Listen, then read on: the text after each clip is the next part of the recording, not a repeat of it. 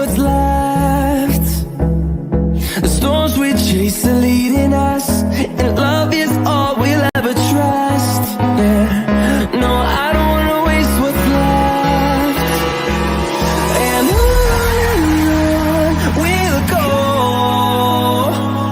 through the wastelands, through the highways, till my shadow turns to sun rays. And on we'll go, through the wastelands, through the highways, and on we'll go.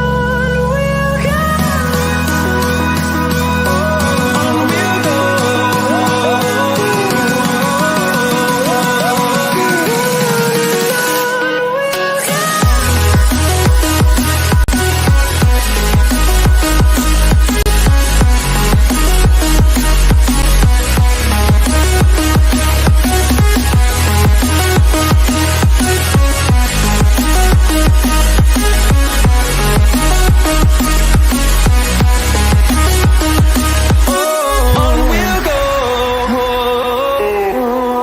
On we'll go, finding life along the way, melodies we haven't played. No, I don't want no rest, echoing around these walls, fighting to create a song. I don't wanna miss a beat. And on we'll go, through the wastelands, through the highways, till my shadow turns to sun rays. And on we'll go, through the wastelands, through the highways, and on we'll go.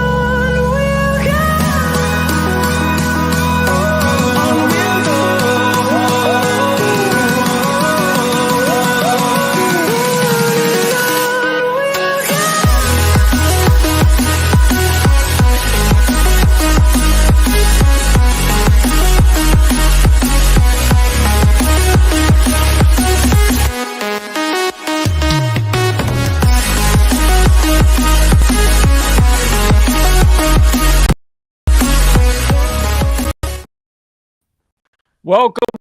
Welcome, everybody, to another State of the Election. Remember, God is king, unlike Kamala.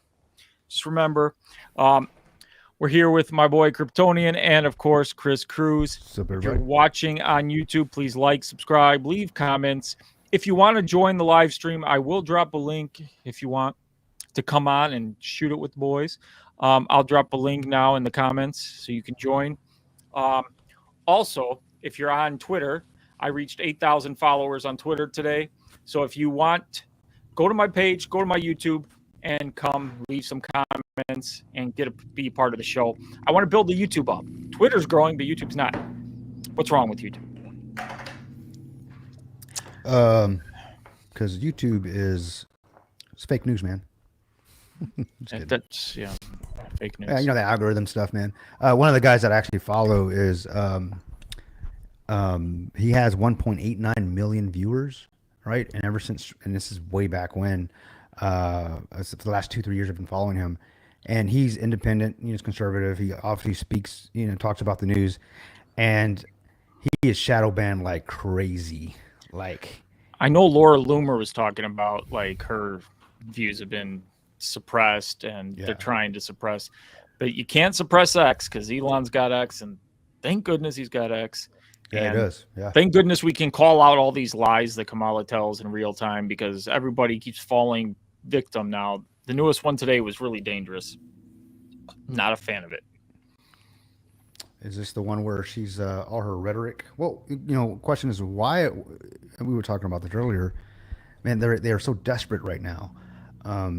If you remember, they started off this way with the very dangerous rhetoric that could cause harm to someone else. They started the campaign. They started this when he was president. Yeah, Biden was doing this rhetoric, and then they realized it wasn't working. They thought changing out the candidates. Then they went to the Joy. Yeah. The Joy worked for a little while, and then Kamala opened her mouth and started going out on the mainstream. And then they realized, oh, the Joy is dead. Now what do? We're desperate. The polls have shifted. And it's not just one poll that I'm looking at. the momentum is swung in every single poll to the right. That is what I'm looking for now is forget polls. I'd want people not to look at polls, is you want to look at the narrative in the poll. How's it swinging? And also now I want people to go look at early voting started. So you can start seeing red turnout is higher than expected. I got a clip of Mark Halpern talking about the early vote. Many blue counties are underperforming to where they were in 2020 and 2016. The red counties are coming out like crazy. And I feel like this is a change election. You got a very angry base of people that want to change things. And Kamala's messaging is just all stupid. Turn the page like she is the page. You can't flip the page on yourself, you know. Well, I want her to flip it on herself. She's that dumb. Yeah, but she's not Joe Biden, Greek. I mean, she's not Donald Trump either. Okay. Let's be clear, as she likes to say, she's not Joe Biden. And I heard her CBS interview where she's like, "Well, I'm not Joe Biden, and I'm going to introduce a new era, a new, I guess, she's a new candidate or a new take on what did she say she was? I guess a new era, right? She's a new type of politician or leader is what she said, right? And it's like, no, not so much. You're literally echoing everything that you've been doing the last 3 or 4 years. Even in her entire career has been extremely progressive. She, again, even Bernie Sanders called her the most. Even said she was more progressive than I am. Essentially, is what many have said than Bernie Sanders. But anyways, and she, of course, she's come out and said she's not going to frack. She's not going to take away guns. She's got. I like her new spin on things. Her new. I think script, the new line that she says now when they ask, well, what are you going to do about offering sex changes to illegals or immigrants in prison? She's like, well, I'm going to follow the law.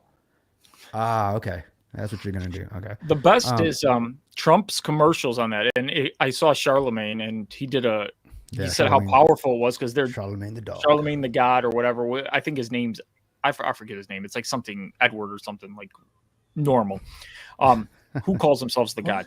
Anyways, he basically was saying that Trump's playing these during NCAA football games and NFL games and how powerful that is because it's Kamala's own words. It's coming out of her mouth. It's not AI. This is actually stuff she said. You can look it up in interviews. She said, I believe that, and nobody believes this. I have asked around because I'm like, does anybody believe that sex changes for criminals is a thing? And they go, I don't. And then I was asking this older guy, and he's like, man, if I ever get in prison, of course I'd ask for a sex change. What do I want to look at dick all day or look at a pussy all day? And it was an older man. And I'm like, and he's like, I know that sounds wrong. Sorry for anybody in the audience. But like, seriously, if I was in prison for life and I have to be with gangsters who are bigger and stronger than me, they're in prison for a reason. You don't. Oh, so you're saying you want the change to get out of the male population is what you're trying to do. Yeah, all I heard was there's a fine line between Greek now and Greek transitioning. See, in times of desperation, a human will do anything. Put me in prison and I'm all in, is what I heard. This tells you in times of desperation, a human will do anything, and Kamala is showing desperation. I agree with you. Look at this video so this was an interview this is just, so now her new statement is Donald Trump is unhinged. And this is ridiculous. And here's like a 56-second clip of Donald Trump being unhinged in her eyes. But who sounds unhinged here? Donald Trump is increasingly unhinged and unstable. The seal of the President of the United States! The seal of the President of the United States! He's becoming increasingly unstable and unhinged. Never again! Never again! Never again! Never again! I'm in the middle of responding to the point you're raising, and I'd like to finish. Yes, ma'am. Mommy, the thing about this...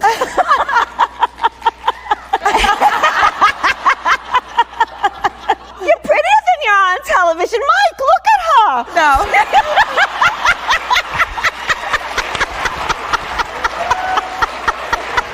This is an individual who wants to be president of the United States, and I think the American people deserve better than someone who actually seems to be unstable.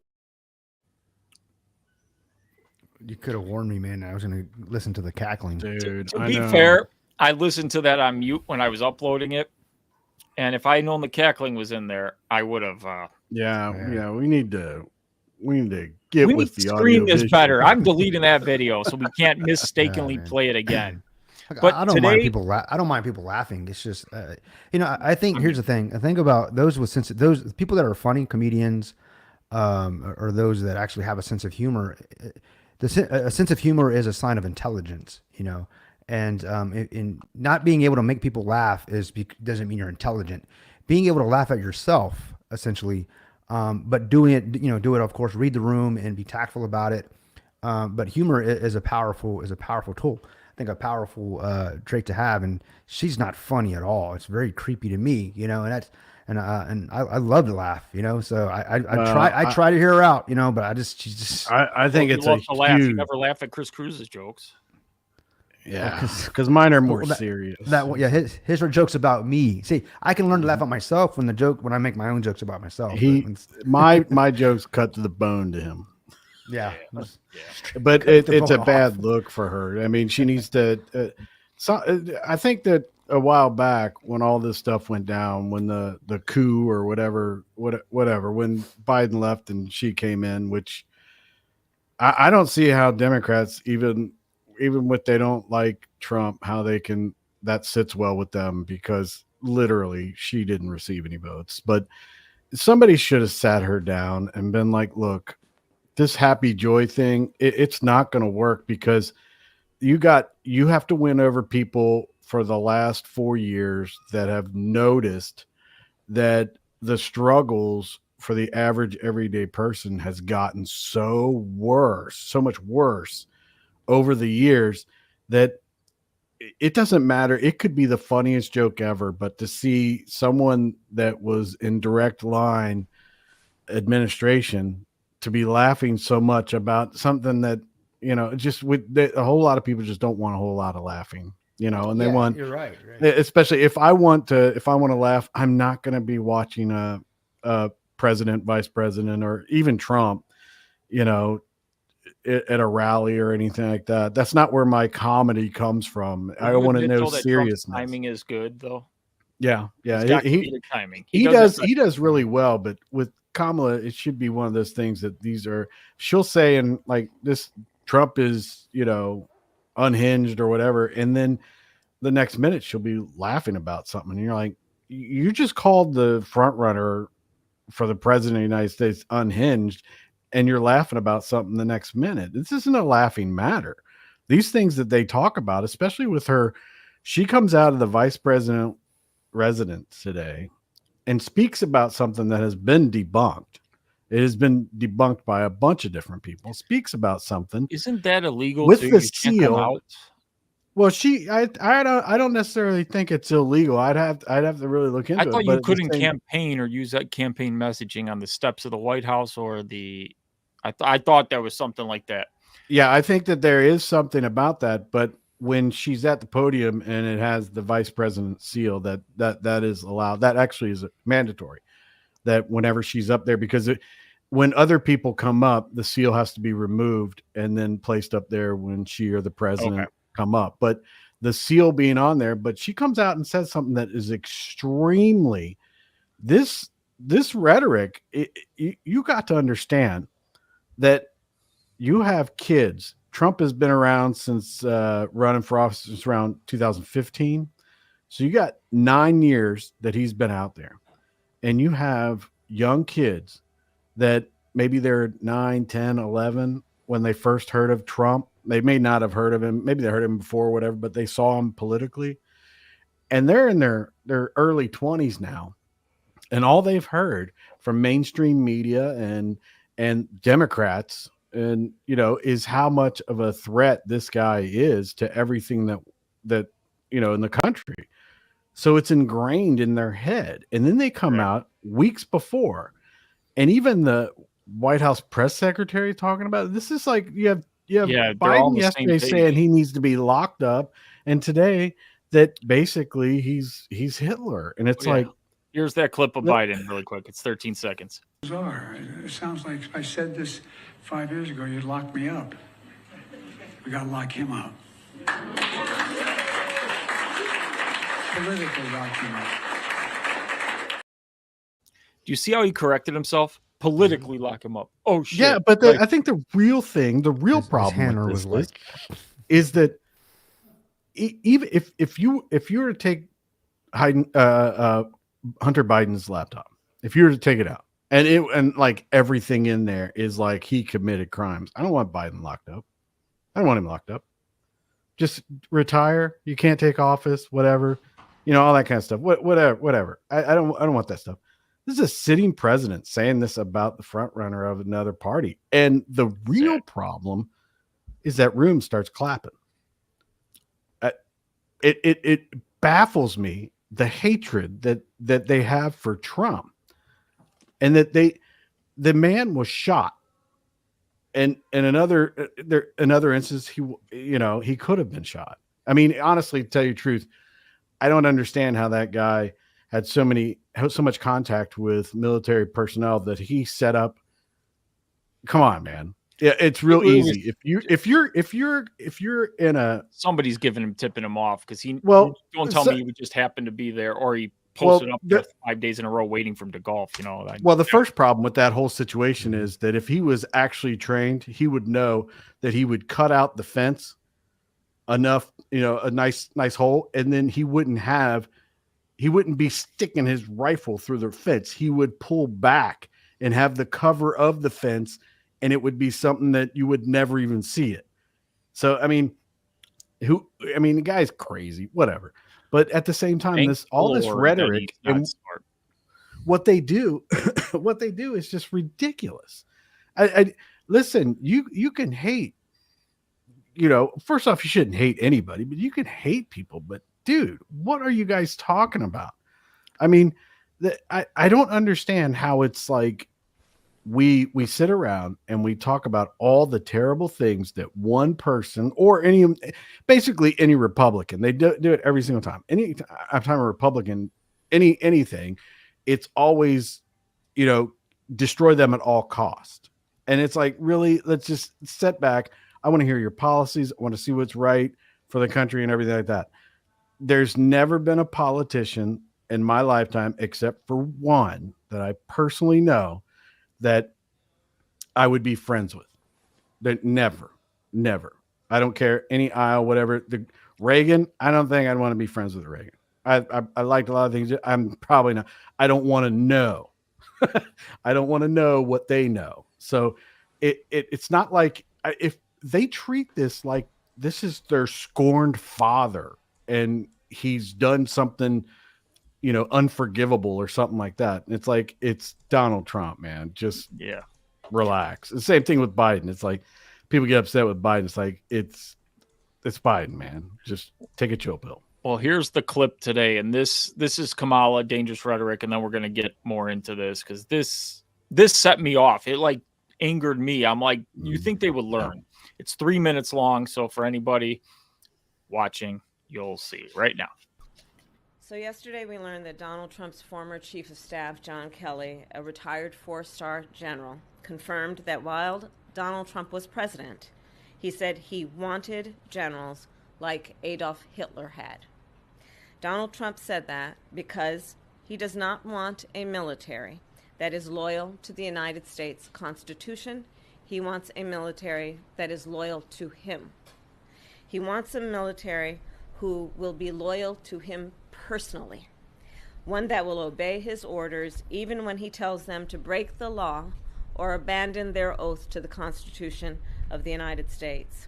In just the past week, Donald Trump has repeatedly called his fellow Americans the enemy from within, and even said that he would use the United States military to go after American citizens. And let's be clear about who he considers to be the enemy from within. Anyone who refuses to bend a knee or dares to criticize him would qualify, in his mind, as the enemy within, like judges, like journalists, like nonpartisan election officials. It is deeply troubling and incredibly dangerous that Donald Trump would invoke Adolf Hitler, the man who is responsible for the deaths of 6 million Jews and hundreds of thousands of Americans.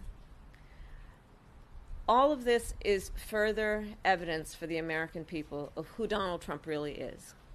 This is a window into who Donald Trump really is, from the people who know him best, from the people who worked with him side by side in the Oval Office and in the Situation Room.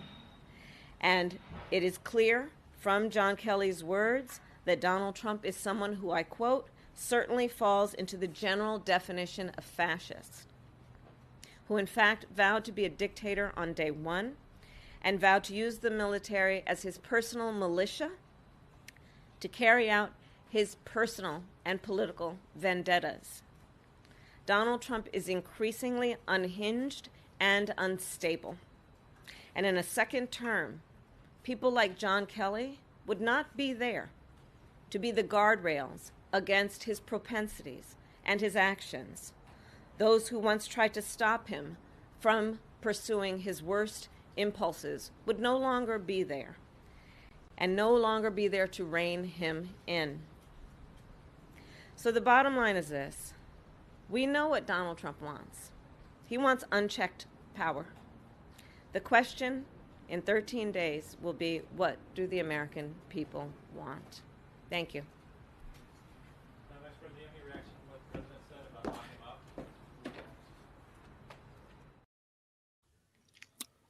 And she goes running right off. And Benny Johnson put out this tweet. Kamala, he wants unchecked power. This is coming from an administration that has abused its power against Trump from day one. They tried to impeach him.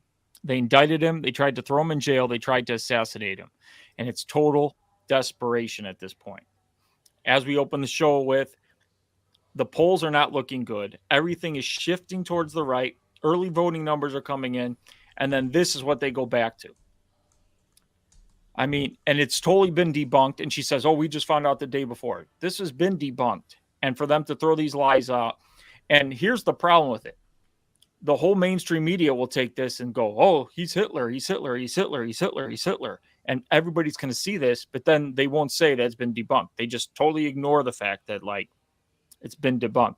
And then Trump put out this statement. Kamala Harris is a stone cold loser who is increasingly desperate because she is flailing. I wish he wouldn't use this kind of language, and her campaign is in shambles. That is why he continues to peddle outright lies and falsehoods that are easily disproven. The fact is that Kamala's dangerous rhetoric is directly to blame for multiple assassination attempts against the president, and she continues to stoke the flames of violence all in the name of politics. She is despicable, and her grotesque behavior proves she is wholly unfit for office. Actually, this came from Stephen Chung, Trump's campaign communications director, so it's not from Trump. So I'll give him a break. But when I saw this, first thing I'm like, he's already been shot at, and then they captured the guy who was who set up, well, like we said, on the sixth hole and was close. We're talking within 600 yards of where the president was headed.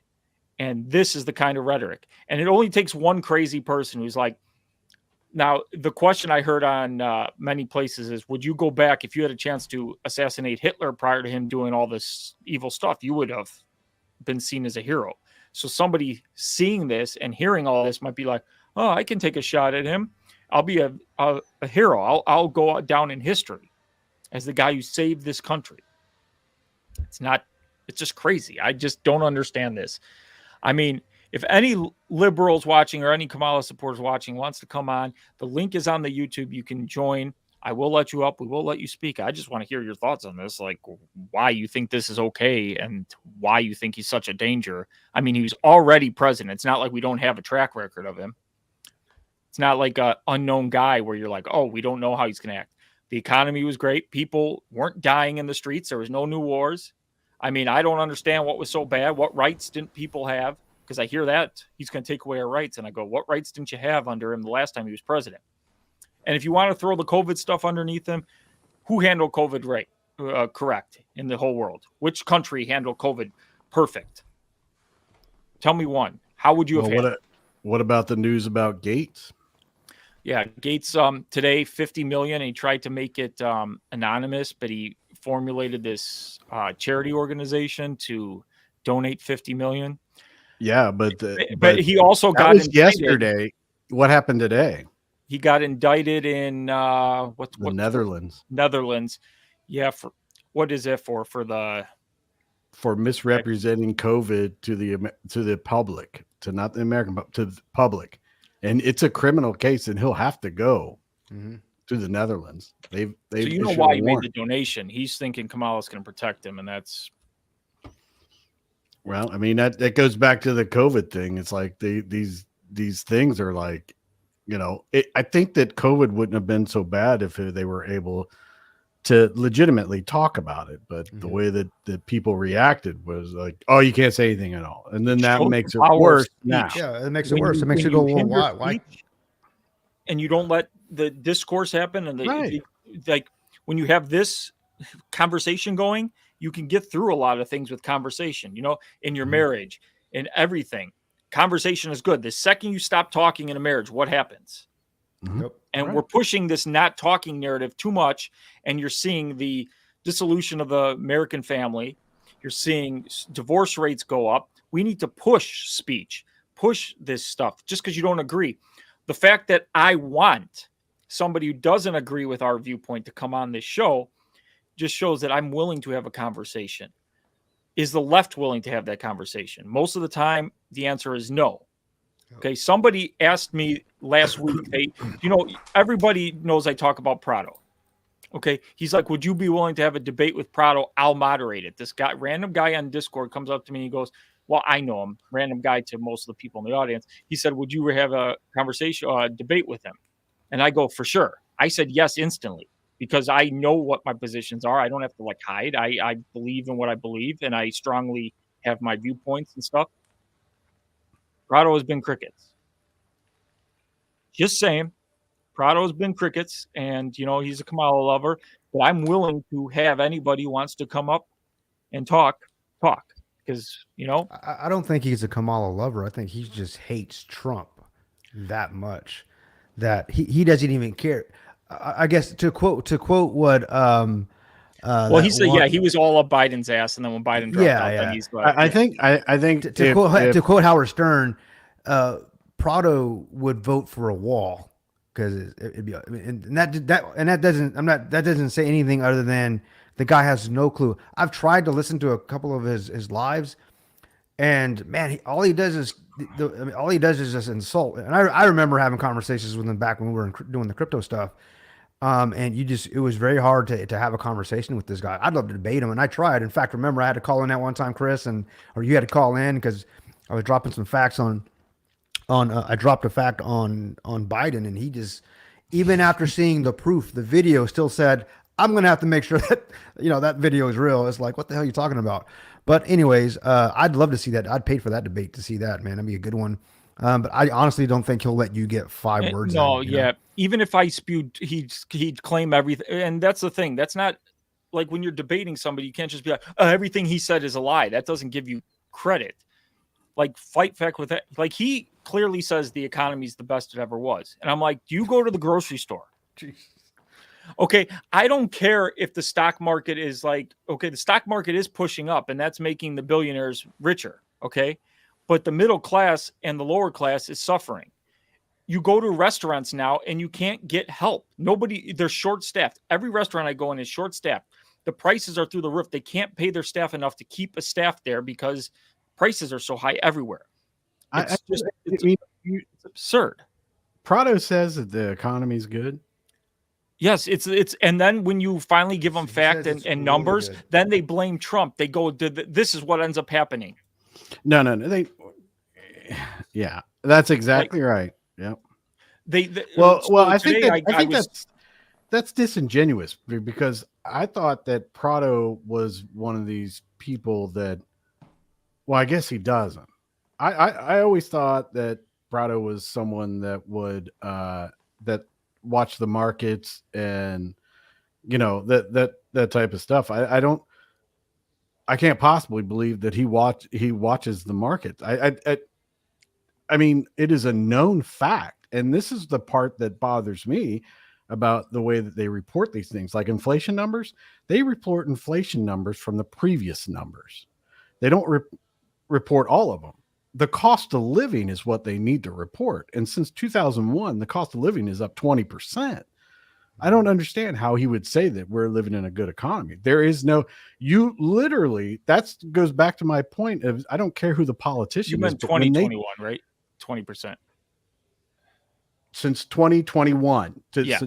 21. Since 2021, the cost of living is up 20%. But all politicians do this. What they do is they have these numbers that come out that are like gauged to a certain amount, like the unemployment numbers. They always adjust these unemployment numbers later on, and it's like one of these things that's like, if you don't listen and see what's really going on, you buy the hype that they're selling you. All administrations do it. Trump was, he was off by a little bit. It wasn't as severe, but this administration has been massively manipulating the market. They were off by 1 million in the jobs created number. 818,000 jobs. My dad was telling me normally it's like 20 to 30,000 they're off, where you're like, okay, yeah, that's okay, simple. I think Trump had 15,000 between 2017 and 2020. They readjusted the employment data by 15,000. Nice. So we're talking in this administration since 2021. They go, I think it goes to July of 2021 to, it was July of this year. 20% increase in the cost of living.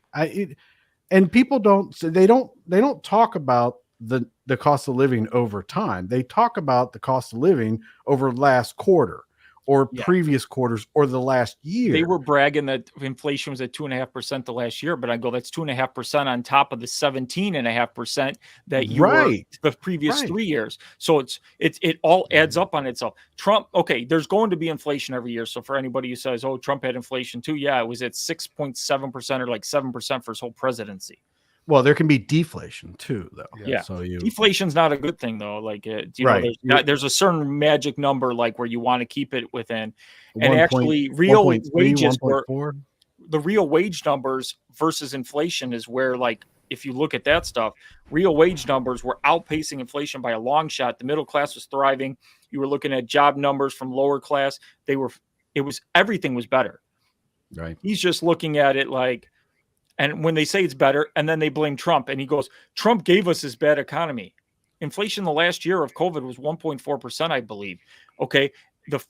After 9 months of Biden being in office, then they did the Inflation Reduction. It should be called the Inflation Creation Act. And inflation that year alone was 9-point-something%. Well, actually, didn't Biden say that the Inflation Reduction Act should have been the Green New Deal? Yeah. So Biden's like, now he's spilling truth now he wants to protect himself. Yeah. It had nothing to do with inflation, which this is the problem with this stuff. And, they'll say that stuff. And I had an argument on Twitter today with a liberal, and he's like, well, it's all Trump's fault that inflation was at where it's at. I'm like, you got to be kidding me, dude. And he's like, the economy's the best it ever was. And I'm like, stop with these. And this is the mainstream media talking points. So the left just goes right with the talking points, the propaganda. Look at the numbers. Look at the data. Go to the grocery store. Well, I mean, you got to, I think it has to be, I think one of the biggest problems is these talking heads talk about how it's better than it was previous quarter or previous year, not how much it was. If you bought a new car in 2020, you'd probably get it pretty cheap because of what was going on, but go to like 2019. Yeah. It's going to cost you 20% more to buy the same car with the same stuff. You go to the grocery store, it's going to cost you 20% more. It's not because of price gouging. It's because the fuel for the trucks to deliver the food and to get it from ports and to get it to the grocery stores has gone up 20%. Not everything is that way. Some things have gone up way more, but the cost of living has gone up 20%. And people understand that. They don't understand when they sit and talk, the economy is the best it's ever been. Well, it's the best it's ever been since last year, but it's not the best it's ever been ever. And even when Trump was in office, Trump lost. That's what bothers me about the manufacturing jobs. Oh, yeah. Is they talk about how Trump lost like 500,000 manufacturing jobs. He didn't. Prior to COVID, Trump had gained like 100,000 manufacturing jobs up to COVID after COVID hit. Now, after COVID is done, and that is all like the Inflation Reduction Act is out there, the money that they had to spend that would create inflation, don't get me wrong, creates inflation. Biden-Harris administration lost manufacturing jobs since then that are not replacements from COVID, people going back to the workforce from COVID. They've just lost it. So that is factually incorrect.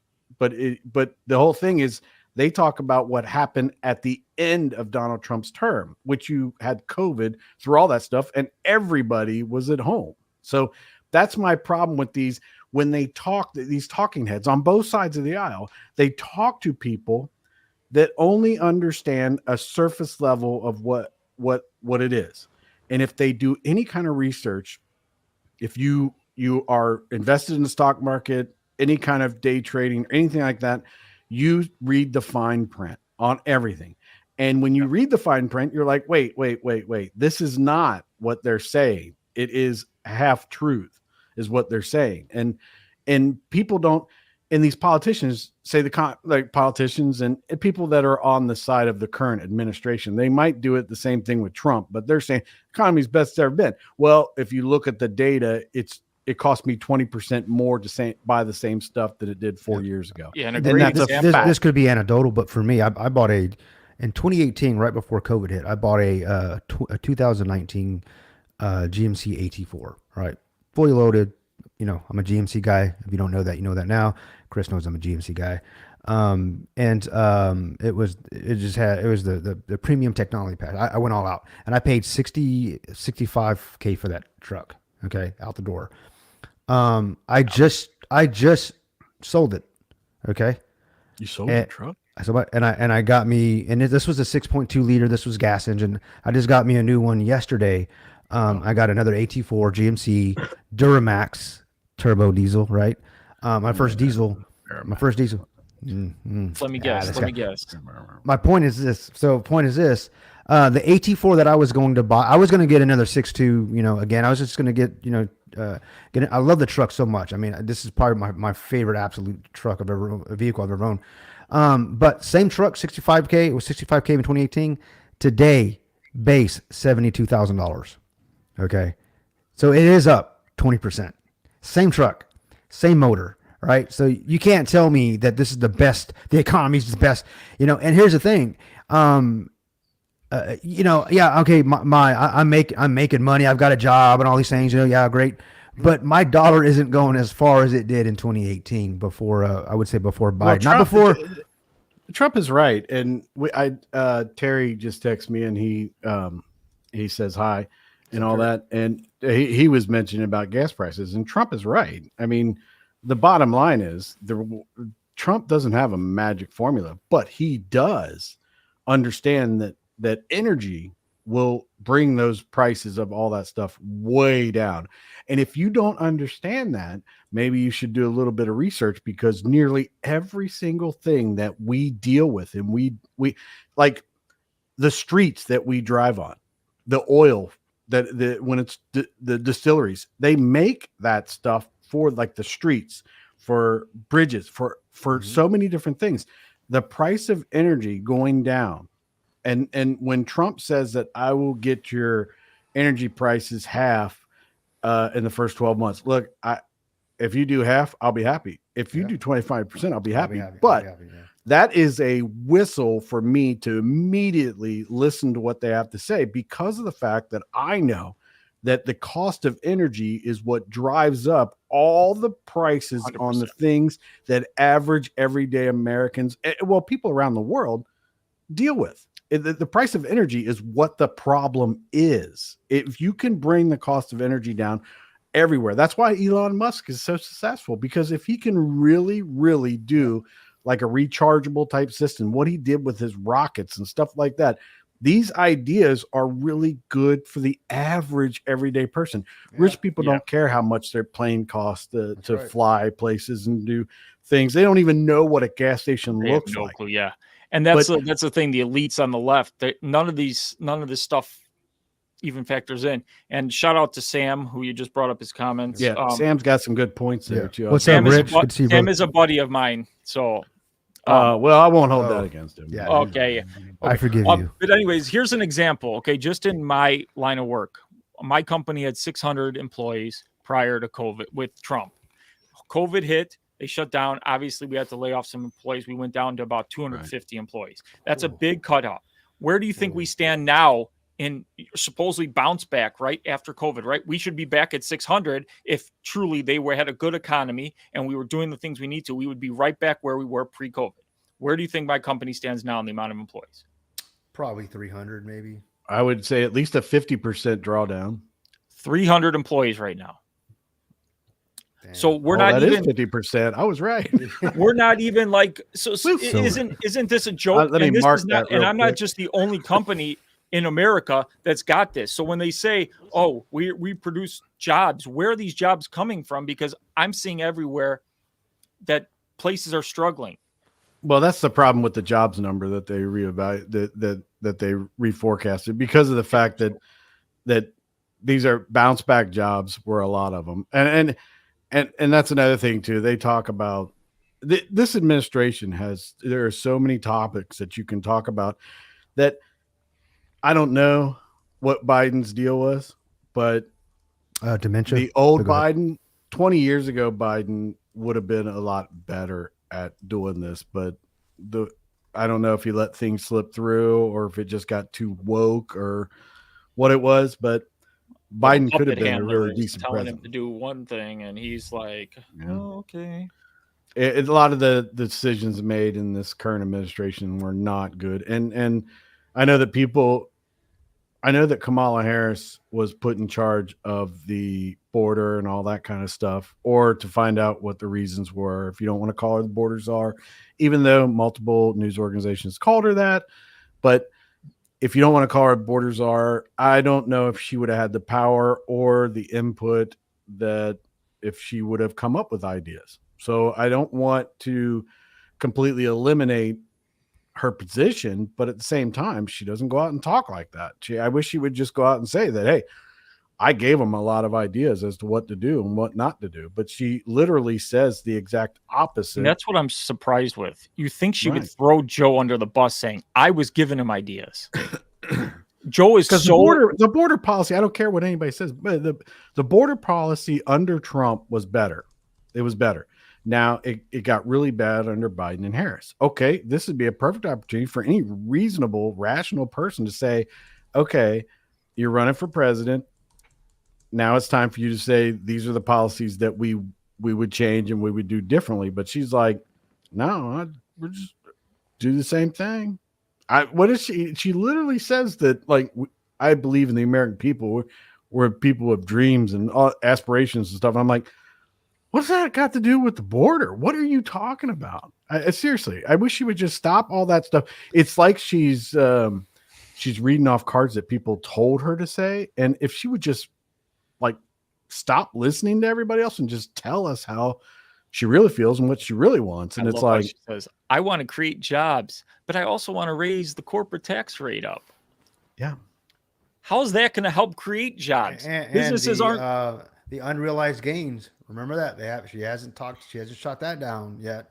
Remember that? wow, She that tax- to me is shocking. And it's shocking that what's that goofball? I've always thought he was- Mark Cuban Mark shut it Cuban. down. He said there's no way she'll do it. Mark Cuban. So that's his Rachel way Maddow? of dismissing that. Is saying, Yeah. well, now he's looking more and more What like is up what's with his that? face? What's her face on CNN? He's putting on the glass. Rachel Maddow. He It's looks on like Maddow MSNBC. now. Rachel Yeah. Maddow. Yeah. It's true.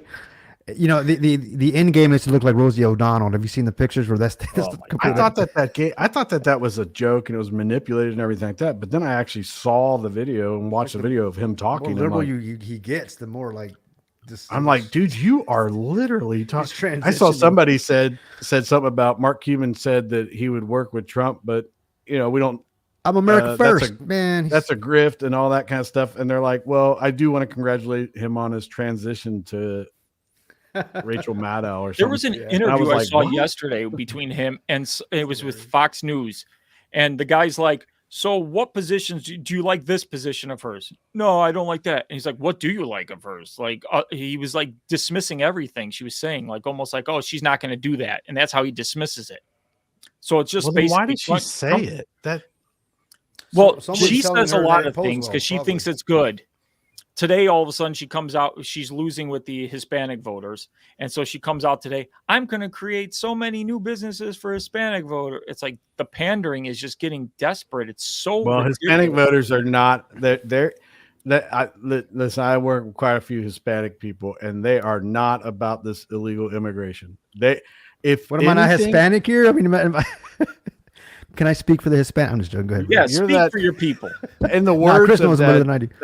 that guy that said what did that guy say? I forget. That guy that was on in the said, comments. I went, you're "Get-" just a Mexican. You're just a Mexican guy. Yeah, he said, I was like, that was what? yeah, that's funny. I'm just a Mexican. Yeah. I was like, I'm all an right, American well, that happens to be Mexican. Okay, there it yeah. is. Well, I mean Boom. but you live in Texas and stuff like Yeah. that, and it's like, you got a lot of hardworking people down there that are legal and illegal and stuff like that. But Yeah. and most of the illegals that are in the country that are hardworking and that want an opportunity, they don't want to be illegal. They'll do whatever it takes. I work with two different people, one person from South Africa and one person from Belarus. Worked with them for 10 years, at least 10 years. And the whole time they were working to get their citizenship, and they were working hard. And when prior to Trump being in office, they were like, oh, I don't like Trump. I don't like him. And then while Trump was in office, they were like, oh, I like Trump. And then when Biden came in office, they're like, oh my God, what is the deal with all these illegals? It kept pushing them back in the system farther and farther before they could get, and it pissed them off. Yeah, the system gets swamped, and then they have no opportunity at the American dream, and that's the problem. People that have followed the rules and are in line Yep. keep getting pushed back by these illegals. And those people that are following the rules and in line, they are highly motivated voters. Yeah, They're- I've got family members that absolutely went through that. I have some in-laws. My ex-in-laws, because I've since then remarried. But my first wife, she was Asian, and or is Asian. She's still around. She's Asian, and Was her Asian. parents were actually refugees from Cambodia. They actually during the Vietnam War, so they came over here. That's straight up asylum right there. I mean, straight up. Her people, the Cambodians, were being killed, prosecuted. Oh, yeah. I mean, if you haven't, you know what I'm talking about. Look it up. Just watch the movie The Killing Fields, a documentary on what happened. Yeah, Pol Pot, the Khmer Rouge. But so my in-laws, her parents came here to the United States, and she was born here. She was conceived there, born here. And point is, so she was an American citizen. Her parents, her dad died in his 70s years ago, and one of the first things that he did was get his American citizenship. He learned as much English as he could, and he was already in his 40s and 50s, okay, at this time, right? So it wasn't like he was like at 19, 18, 13 coming over here. He was already a middle-aged man, had to learn a whole different language and learn a trade to support his family. He was he was actually a military police or in the military in Cambodia before that whole uprising happened. So when they decided to start taking people out, he and his wife left. And so long and the short, they came to America, and he learned English, became an American citizen. He was a proud American. I remember meeting him when I was in high school. American flag, and I had no idea their history. And then her mom, after he had passed, she had worked to get her citizenship. My son, or my stepson, her son. I remember him being 8, 9 years old, teaching her English, going even up until that age 12, 13, teaching. They were going over the test that she has to take to become an American citizen. She was so proud of that, and she passed it. Her becoming an American citizen was probably one of the, she tells me to this day, is one of the greatest things that ever happened to her. But she worked here. She worked in hospitality. My ex-father-in-law was a machinist here. They bought a house. Okay. Very modest house, paid it off. I mean, they lived truly the American dream. So, and then they had children here who started businesses, donut shops, restaurants, seafood, coffee shops, very entrepreneurial. And that's where I got that. And I married into that family. I had two choices.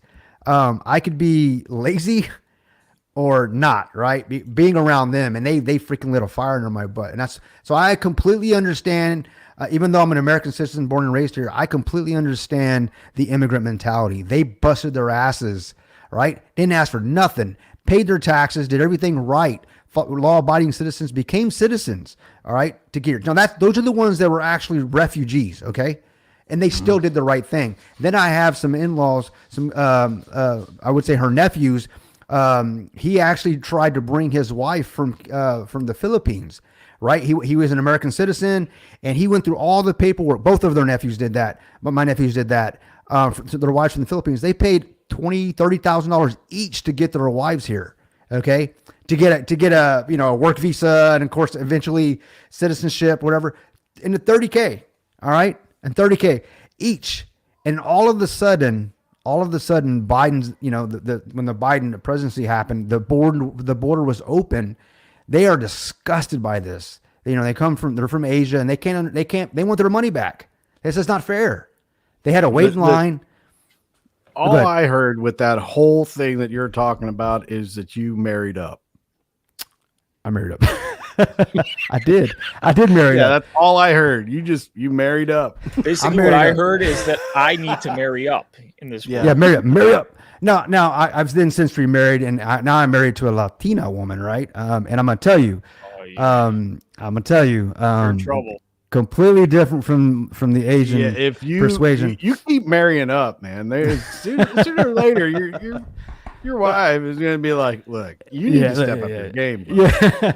I'll tell you this though, I completely appreciate, I can understand and appreciate, and I have sympathy for those that want to come over here and chase the American dream. I get it. I understand why those of the millions, 10 million plus that have come over in the last 3 or 4 years, I get why most of them want to be here. I get it. America's the greatest place on earth.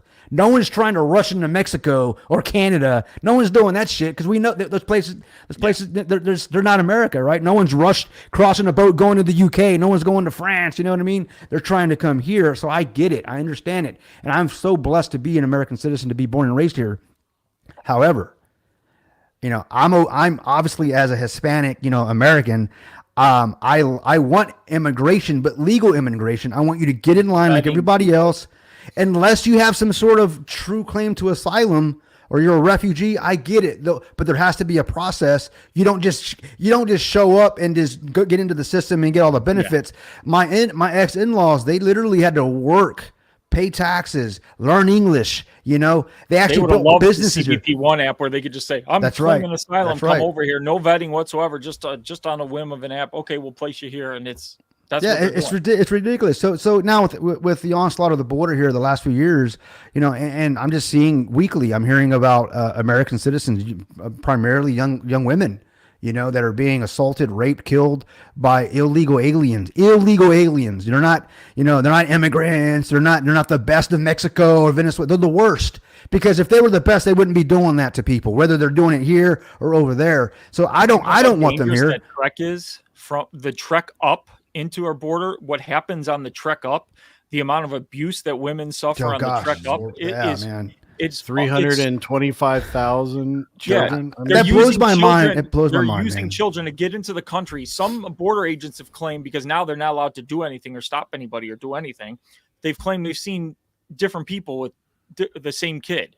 I saw a clip. I saw a clip where that used to be able to DNA test, right? And they stopped that, right? DNA test. Yeah. But I remember seeing a clip. I think it was on Twitter where there were some illegals crossing the river. I don't know what if it was in Texas or I don't know where it was, but they wouldn't let them get into the United States. And I saw a guy grab a kid off from some lady, give me the kid, and he's like holding the baby up, like this is my kid. And the mom's like, no, give my baby back. It just look weird. Like, why would you grab that kid? They were completely separated. All of a sudden, point is grabbing the kid to get sympathy to get in. But I can't even imagine what the kid has gone through just to get there. I don't know if you've seen that documentary from the Line in the Sand from O'Keefe yet. Have you seen? What I'm talking about, where he actually infiltrated the. I heard it's very well done. Man, I heard it's pretty scary. A couple parts in there are Man. shocking. I mean, Well, it's like when I'm but watching if- it, when I've seen, I've seen some of it, and I'm just like, I'm not surprised. It's Well, I'm not- the stupidity of the government is what it is. It's so stupid. If you would stop the illegal immigration, you would open an avenue for legal immigration that we could bring in a lot more people, vetted, and bring them in so that they're safe, asylum seekers, refugees, things like that they would be safe and they'd be okay. But you're creating an environment where they have no protections. Yeah, They get that's a here problem. and they're into very bad situations. I mean, it's horrible. they can't go to the regular like police. They can't go to any kind of authority, Horrible, government authority, unless they're going to get deported. So they're scared of that, and they have to work for terrible wages or do things. But if they came through the right way, and if the government stopped the illegal part and took in asylum seekers and regular vetted people, they would be safe. Yeah. And they would be able to start that American dream a lot quicker, and it would be good for them. I don't even understand.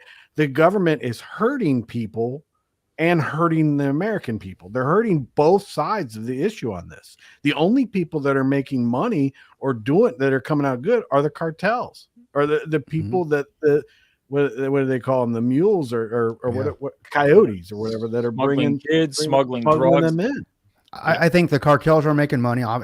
They absolutely are. The governments are as well. And I agree with Rich. I mean, Rich, they want to legalize them so they can vote Democrat. And you can say, oh, that's ridiculous. That's the worst thing ever. No, it's not. I say, so I can speak from experience, personal experience with some members of my family who are staunch, Democrat voters. And let's just say this, they are the one of them is the partner, or I would say the girlfriend of someone in my family, I'm very close to. She's from Mexico. Okay.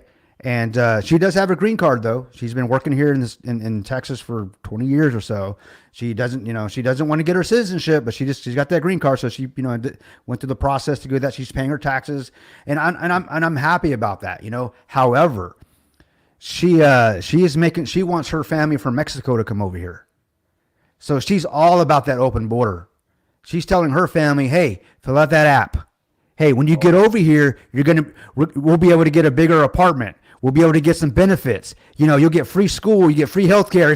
This is the worst thing ever is when I hear this. And Mexico is going to own America. It's going to own Texas. Take Texas back or whatever. I'm like, what the hell y'all talking about, man? They literally believe, not all of them, but some of them really believe that Texas belongs to Mexico, and it's like, what the hell? You want to come over here and get our benefits, and benefit off of our taxes to steal Texas from America. I know I'm kind of ranting there, but the point is that I want to make there is they're all for. She's benefited the last 20 years from the American protection and the dream. Right, our economy, our laws, and she's willing to say, that's cool and all, but I want the laws. I want y'all to open the border to let my family over here because they need to be here because they need to get what I got. But we're like, that's not fair. They shouldn't come over here illegally. This And is she's why they like- want it. Look at how Kamala talks on migrants. This was yesterday with Telemundo. Right now, we're talking about border security, and there's no Democrat talking about pathway to citizenship, an immigration relief, and the I am talking about benefits that migrants bring to this country. Oh, but there's no question that migrants bring. America is a country that it was built in part by immigrants. But people are who concerned have about their come- TPS, their DACA, we're talking about mass deportations. I'm not talking about. What do you stand on Anything mass deportations? other- What's your stand there? We need smart, humane immigration policy in America that includes a pathway to citizenship. Basically, in a nutshell, she just wants to get them as fast as possible citizenship and get rid of the problem. So that's just what she wants. I think when she went further, she's basically we need, mass amnesty I want and stuff their like votes. Yeah, I need I their want votes. their votes. Yeah, they're Well, very remember last week we talked about how Elon kind of went into that. Like the idea is to embed all these migrants, immigrants, illegals into these swing states, so that elections, it doesn't matter. They're going to win. The Democrats will win every election for the next 100 years. Greg, pull that up. Pull what up? Oh, Mr. Madison, what you just said is one of the most insanely idiotic things I have ever heard. At no point in your rambling, incoherent response were you even close to anything that could be considered a rational thought. Everyone in this room is now dumber for having listened to it. I award you no points, and may God have mercy on your soul. I feel like that's what I think about every single time Kamala gives a response to anything. Yeah. I grew up in a middle class family. My lawn was green. It's like, seriously? My lawn was green. You know, speaking of that, you know, I've heard so much rhetoric over the last week since our last live, guys, where I think even Cuban said it. I think I replied to one of his tweets. Not that I'm anybody he'd noticed, but he talked about, you know, who's going to pick, who's going to do the work that Americans won't do. You know, you know, because here, this is a fact. You know, in Texas, in where I live, and I live in a neighborhood, right? And most of the people cutting the grass are, I don't know if they're illegal, but I would probably bet my house on it. They're probably illegal, but they pull up in a truck with a trailer, and about 4 or 5 Mexicans or whatever, you know, Hispanics jump out the truck, and they'll mow my yard in about 30 minutes, and they do a damn good job, and they're quick, and they go to that house, you know, they're very, very, and they're cheap, right? So here's the thing. I can guarantee you that those guys would much rather be doing something else than cutting grass. But back to what you were saying is, because they have to live in the shadows, right? They have to operate. You were saying, Chris, as well, that they have to operate under the table, cash only or whatever. And they have, you know, if I were to, and I've tried to do this before, I said, hey, I'll cut you a check. Oh, no check. Cash. I can't give you cash. I'll sell you. They don't want to do that. They want Cash App, of course, right? They'll take some Cash App. But point is, and when I in most cases, if I'm going to hire you, hey, I'm going to have you cut my grass for the year. I'm going to have you do my house, my dad's, my office and everything. Do you have a business card? In fact, you know, and they're always, you know, it's always whatever, you know, something yard care or whatever. Do you have a 1099? I need to put you in my system. I'm trying to do it legitimately, right? They don't want to do that. The point is that they're operating under, you know, straight, you know, under the radar. And my point is, again, I guess what I'm trying to make it to bring it home is, I don't think that it's just so insulting to think that all Hispanics want to do is cut pick berries, clean houses or whatever. That's all that's like I can tell you this, my daughters who are half Hispanic, half Asian, when they were first starting to get into the workforce, you know, 16, 17 years old, they were trying to get whatever job they could get, but they couldn't go work at McDonald's like Kamala Harris or Chick-fil-A or the Mexican restaurant down the road, because the kitchens were there it is, because most of the kitchens were already taken by the employees in the kitchens were taken by illegals, you know. So there's no jobs for Americans because the illegals are here taking most of them. Now, and I know that a lot of those that are working, that's good, because if they weren't working, then they're doing other things, obviously. So I know there are good people here that want to work, want the American dream. But the point I'm making is that not all Hispanics want to just do these types of jobs. And the fact that they put that on us. If they were legal and they had citizenship and they actually could get these jobs, who knows where they could come? They can own businesses. Yeah, well, they could do things, go higher up. And you know, my current mother-in-law, right, who's an American citizen, she's Hispanic. She's from South Texas, I believe. And I think the comment came up about picking strawberries. I mean, she's told me many times, she's like, well, I used to pick strawberries as a teenager. That was one of my first jobs. Her and her dad and her family did. And remember, they're legal. Okay. That's what they did. That was one of my first jobs. Yeah. So, and it reminded me of you. Is that why you hate strawberries? Oh, I hate strawberries. Yes. That is exactly 100%. I'm going to have a whole bunch of strawberries after the show. Well, she picked strawberries, one of her first jobs, right? Saved some money, came to Houston, All right, an American citizen, 100%. So she picked berries, went to college, became a teacher, taught for 20 plus years, whatever it was, retired. Owns her own house. My point is that her and her husband are retired. The point is that not all the Hispanics that pick berries are illegal aliens, guys, is my point. Americans will do it if it's available.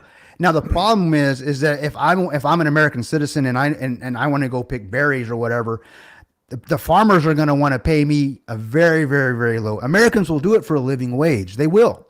And it should be fair. I'm not, we can get a whole conversation about raising minimum wage. I have my soapbox about that, but the point is that not all, it's not just jobs Americans don't want to do. We will do it if the jobs are available to us and we're not being, ripped on as far as the wages concerned. But that's my soapbox on that. So it's very insulting when I hear that, that's all Hispanics want to do. The illegals will do is those jobs. Who's going to pick our berries? Who's going to wash our houses? Who's going to take care of our kids? That's a racist damn thing to say, man. What the hell y'all talking about? This is the media that says that shit, Anyways, I'm done ranting. Yeah, I remember a young lady, what's her name? Kelly Osbourne, Ozzy Osbourne, Yeah. Sharon Osbourne's daughter. Yeah, I remember that. Said that on The View, and basically they canceled her, took her off everything and all that kind of stuff. That was maybe 10 years ago. I remember that. It's like now they say it openly, and it's like. Speaking of The View, that's just Tim Walz was on The View. Oh my goodness, he was something else. Are we going to even remotely talk about Julian? Are you there? I see he's breaking up with me every time I look at it. It's like his screen is rabbiting. I'm not breaking up with you. He's good. He's good. I wish he was breaking up. I would never break up with you in public or text. Doesn't it? He's his screen is stuck right now. I can hear him, but he's in the mic. I don't know. Maybe, he's fine on my end. Yeah. All right. Could be wrong. But are we going to talk about that ridiculous picture of those guys at the shooting range? Where they shot the metal 7 feet away. You talking about that one? Where they shot the reporter. It was Kinzinger. Yeah, they were shooting metal plates. They're shooting the guy that's running against Josh Hartley. Yeah, they're trying to show that the Democrats are trying to be manly now. So they're shooting they had that tannerite. The tannerite. Was it tannerite? Was it tannerite? Yeah. It was on the. It was sitting on the bench. That's right. 2 jars of the tannerite, and it's ricochet. Listen, I've used tannerite because we shoot long distance, right? So, and I'm telling you right now, I'd never shoot a tannerite target less than, less than 100 yards. Yeah, I was gonna say 100 yards. I actually think that the recommendation is that you don't shoot it less than 100 yards. We always do 150 to 200, 300 yards. There goes boom. Dude, what were they doing? And they always talk about gun safety laws, bringing all that stuff, and they're operating these guns like they're trying to act manly. It's just funny. I got so much anxiety looking at that picture of. I actually thought it was a parody. I didn't know. I thought it was SNL skit or something. It's they're 7 yards from the from the place. Thing the ricocheted. I guess it was something came back. The lead came back and hit him on the arm, and they needed a tourniquet or something like that. I forgot. I remember seeing a clip of that. I was like, what the hell? And then I saw a screenshot of the tannerite. All that. That could not have been real, man. That could not have been real. It was right. It was real. Sad. Well, That's the crazy. way that he's holding it. I mean, the rifle is. It's like eye protection. The is butt's on his way head. up here. He's like. Yeah, I was like, dude, he's the powerful scope is pretty much just blew my mind. It's like, what the hell are you? Target's right there. I can see your target. It's 5 feet away. Yeah. Here's a rule of thumb. Best practices. If you can see the target in front of you without the scope, you don't need the scope. You don't need the scope, bro. If you need a scope to hit something 15 feet away, maybe a magnifier. Yeah, his eye protection's on his head, and he's all like, "I'm like, dude, this is probably not got a spotter with the scope for a 5-foot target." He's like, "You're on it. You got it." I mean, these guys need to stop doing that. I mean, wouldn't it be better if And Tim Walz just- loading the gun on it with the barrel in his Oh my crotch. Like, God. what are you doing, man? I'm thinking that thing's gonna slip out of his hand and it's gonna go off and shoot somebody. And I'm like, oh my God. She's Just like put, Stalin. I don't know if put it the was guns a reporter. down and walk away. She's like, Tim, what kind of shotgun? That's a Beretta, whatever you said. You know, Beretta 900. Yeah, I bought it when I used to shoot a lot of trap. But And then on the View, I was like when awkward. they brought it up to him about the right dissing him, he goes, "Well, I'm pretty sure I can shoot much better than them. Is that why you never I can outshoot all of them. shot Yeah, anything sure. that day? You never even took a shot?" I'm like, whatever. Well, He I said don't so. I don't think he'll show up to the actual match, but he'll say he was there. That's kind of what he But does. didn't he say that? Didn't he say he has the trophies? Yeah, I got He said the he has trophies to trophies prove it. He's a Okay. competitive shooter. Where Holy shit, is yeah. this? Listen, every competitor shooter out there has video of themselves running That's the right. range, doing the Yeah. obstacle Oh, course, yeah. That's you know, right. doing all that stuff. Ah, Go some release Apple's these videos. videos. I Yeah. would have shown a video of him with like boom, boom, boom, boom, boom, boom, boom, and then people would be like, "Damn, that guy can handle a gun." You don't. That's how you. Prove Every one of my kids, neighbors, myself, everybody, we all have videos of us shooting. I mean, I don't. if I got was pictures of running my an daughter office, shooting. He'll You have know, a professional shooter shoot, and then he'll bring the cutout and be like, "See my grouping? Look at that." Yeah. yeah. Talk You'd be about like, the grouping. "Wait, Yeah. Where did you shoot it? The thing is, I'm not expecting the guy to be like, a competition expert or some sort of, arms. Well, he was in the army specialist. for 24 years. He should. I don't expect him to be, however, he talks like as if he is. And then by his actions, it completely proves otherwise. The guy's a freaking idiot. I mean, honestly, if Kamala and Tim win, Nice to say. if they win, God forbid, it is what it is. And if I can't imagine that guy being commander in chief. If something, God forbid, ever happened if Kamala wins, maybe she doesn't go a second term and he steps up. Can you imagine that guy running the freaking, being the commander in chief? His nickname's Hell no. Tampon Tim. Could you imagine him with Putin and Xi? Oh, Jeez, Tampon man. Tim's coming for a visit. Yeah. Like, oh my God. He's- Oh, he's- you want some hypocrisy out of Tim Walz? Look at this. This is a 14-second clip. Think about that. That guy is literally the richest man in the world, spending millions of dollars to help Donald Trump buy an election. Didn't I you just raise love that $1 hypocrisy, billion, Alex. Kamala? I mean, Yeah, Kamala's outspending Donald Trump 3-1 right now, and he's talking about because Elon Musk did it. but talking about then- $15 million or whatever it is. Wait! You don't see us complaining. Bill Gates donated $50 million. Like Elon can do whatever he wants, bro. The hypocrisy is just They're through the roof. outspending. They've got the media in their pocket, right? The establishment, the elites are all in for Kamala, and Elon's stealing an election. Buying an election. That guy's an idiot, man. Oh, now they're all mad at Joe Rogan. Joe Rogan's and Oh yeah, Joe Rogan is supposed to be this Friday. Kamala turned him down. Of course, he Kamala did. turned him down. But this is Joe Rogan on Trump, just to get you in because people are worried about how Joe Rogan's going to be with Trump. But here's him talking about Trump. He was in all the rap songs. Rappers would always talk about Trump. Everybody loved Trump. He was like this wheeling, dealing billionaire character that everybody enjoyed. Yeah. I felt like he did a decent job. As president, when you Yeah. look at his regulations, it certainly helped the economy. I mean, that guy who was I the feel head like of, we were in a lot better spot then than now, for sure. without a doubt. Well, there's a lot of shit happened, COVID and the world. Right. The world scares the shit out of me right now. Right now, I'm like, boy, this is not good. None Yeah. of this Loading Ukraine up- thing, loading up on not ammo. good. Yeah, everything not good. Everything scares the shit out of me. I'm looking at all of it, going, fuck. Like, there's no good solutions to the Middle East. All of it No. looks terrible, and the Ukraine thing looks terrible. It just scares the shit out of me because it's just like all it takes is one person to fucking launch a nuke, and the world changes forever. Right. And I've never felt like that was a possibility in my lifetime until now. Yeah, I mean, It's pretty telling. Like, Trump always talks about it. We're close to World War III, and to hear him. So that should be an interesting conversation on Friday. Chris Cruz left us. So that's going to be a very interesting conversation. And of course, Kamala bailed out like always, and Chris is back. Yeah, he doesn't like Joe Rogan. He says I gotta go. I can't stand that guy. Then he bounced. I had to reset because you are completely off on my screen. But while that video was going, I was looking at the live, and you're totally fine. And I'm like, it's me. Oh, it's your something. Yeah. It's So now I always can you. hear you fine.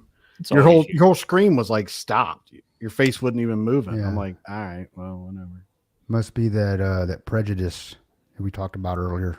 I'm pretty sure it was. It says something like that. Yeah, so I'm looking forward to the Joe Rogan. Yeah, it's going to be a very, very interesting interview. 3 hours, absolutely. If it's a 3 hour podcast, which they usually Dude, are. listen, I listen to Joe Rogan all the time. Donald Trump will be on there, and I bet you Rogan's going to be like, all right, we got to wrap it up. And Yeah, Trump's gonna be like, Trump, he'll do 5 hours. He'll do 6 hours. I agree. Yeah. Did you see the video with the Nelk boys and stuff when they went with Trump to Coachella and all that?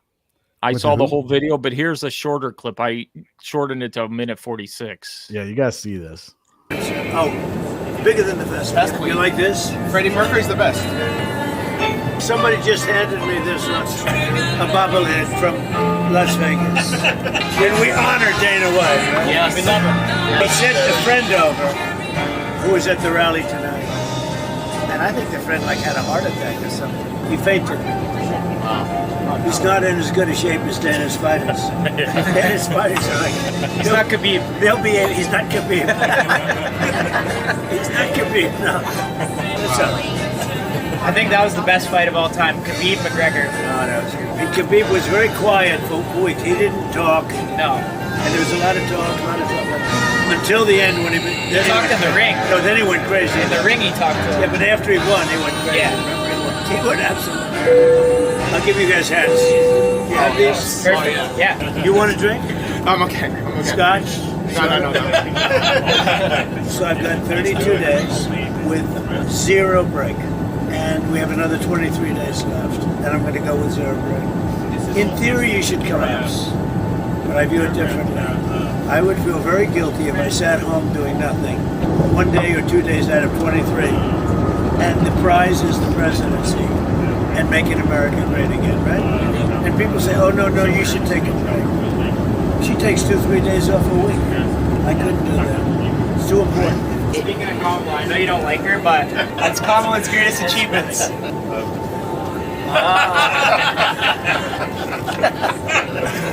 That's very good. I love it. They're always working. I'll show it to them. That's good.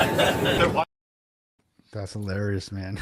Yeah, then they showed him the viral clip of them putting the Kamala Harris sign after that on the lawn. And Trump's like, put that on my website right away. It was great. Is that? Oh, that's the one that went viral, right? Yeah, and this is supposed. Do you see how Trump is like laid back, having a good That is time? cool, This man. is after doing a rally. It humanizes him, but people claim he's Hitler. He's not Hitler. He's sitting there. Then he calls Dana White with the Nelk boys, and they're saying him and Dana. He's like, Dana, want to get together tomorrow for breakfast and stuff?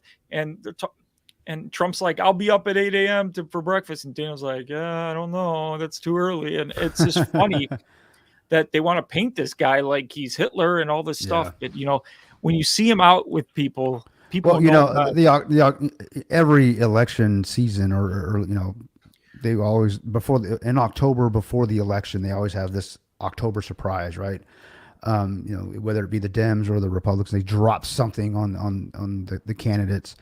And I think what they're trying to come out with now is that they're recycling the whole the crap that he's Hitler, and that he completely looks up to Hitler, loves Hitler and his ways and his methods, and he would love to have generals like Hitler did. And okay, great. If Trump said those things, who's the source? Oh, Kelly. Oh, the one that got fired. That guy. That guy. The one. He's against Trump. He hates him. Yeah. He's just as we've said and we've heard it to be said, he's disgruntled. He's a disgruntled employee. He got caught lying time and time again. So Trump fired his ass. And it's not the first guy that Trump's ever fired. So it's not like he picked on the guy. Trump's like, hey, you going to bring me results? No, well, then get out and you're gone. You're fired. One great thing about Trump is he has never changed. I have a quick clip. It's 50 seconds long, but it just shows going back to the early days of Trump, how he talked about this country. He's been the same person throughout his entire life. Donald Trump has always loved this country. I would love and I would dedicate my life to this country. This country with the proper leadership can go on to become what it once was. He's always put us first. I think people are tired of seeing the United States ripped off. That's why it bothers me so much that when we give this kind of money to the wealthiest countries in the world, and yet for our own people, the homeless, the sick, the poor, the farmers, who are really going through hell right now, those people we're not helping. Donald Trump has always been there for America. Somebody has to help this country. If it were me, that'd be fine. I could do it. How would you like to be remembered? Well, as somebody that's contributed something to the United States. Donald Trump has always fought for America. And he always will.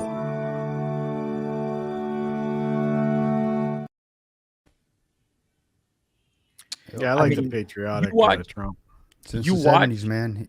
He's been his same guy, same message. Watch the old clips. It's always been the same thing. He wants to take care of America first, doesn't want to send our money overseas, wants to take care of the businesses here, the people here. I mean, he was loved up until he ran for president because you wanted to change the system. And he actually met with his family. I think he still is, but people don't publicly say it. They don't want to. The cancel culture of, that's why I think that Trump won in 2016, and I think that while he didn't win in 2020, he got more votes than he did in 2016 because and why you like everybody says that the polls aren't accurate for a bunch of different reasons, but one of the main reasons is that the Trump voter, they won't go out, and a lot of them, like you guys wearing your hats and stuff like that and doing live and everything. Trump voters usually stay away from, actively, openly showing their support for Trump. And that's the part that I think people still like Trump. They just aren't willing to publicly say that they like Trump. That was me for the longest time until he got shot. When he got shot, I said, this guy got shot at. Like, I'm not going to hide. Like, he's willing to get shot. And I'm sitting. So now I go to the grocery stores wearing this hat all the time. And the amount of people who give me fist bumps or give me the thumbs up or just smile at me, and it like brings joy. I had the other day I was at Walmart, and this guy came up to me and goes, "Awesome hat." He goes, "Do you see the price of peanut butter?" And he's sitting there and he's like, "I got to buy great value peanut butter because it's $4 cheaper. I hate this crap." Yeah, get your own peanuts and make your own peanut butter. Damn. Yeah, but he was complaining because he wants Jif, and Jif's so expensive. And it turned into a 5-minute conversation of me talking to a guy in the store about peanut butter all over this hat. And he was Kindred like, spirits is what it is. This guy goes, "I can't believe I voted Biden in." And the people are now like, "Oh yeah, why did I do this?" And like they're realizing it. Oh, your hatred for one man over the well-being of the country. So I wanted to go back to this point. I know that you got other things you want to talk about, but whatever you want to talk about. It's free. When Kamala Harris was talking about, she came out at the vice president's residence and talked about that and talked about there won't be generals like Kelly and them that will be around him and stuff like that. Any military person knows that that's a bunch of crap. Because of the UCMJ, the Uniform Code of Military Justice. And have you guys ever seen that movie, A Few Good Men? I have it's not. with Tom Cruise and Jack Nicholson.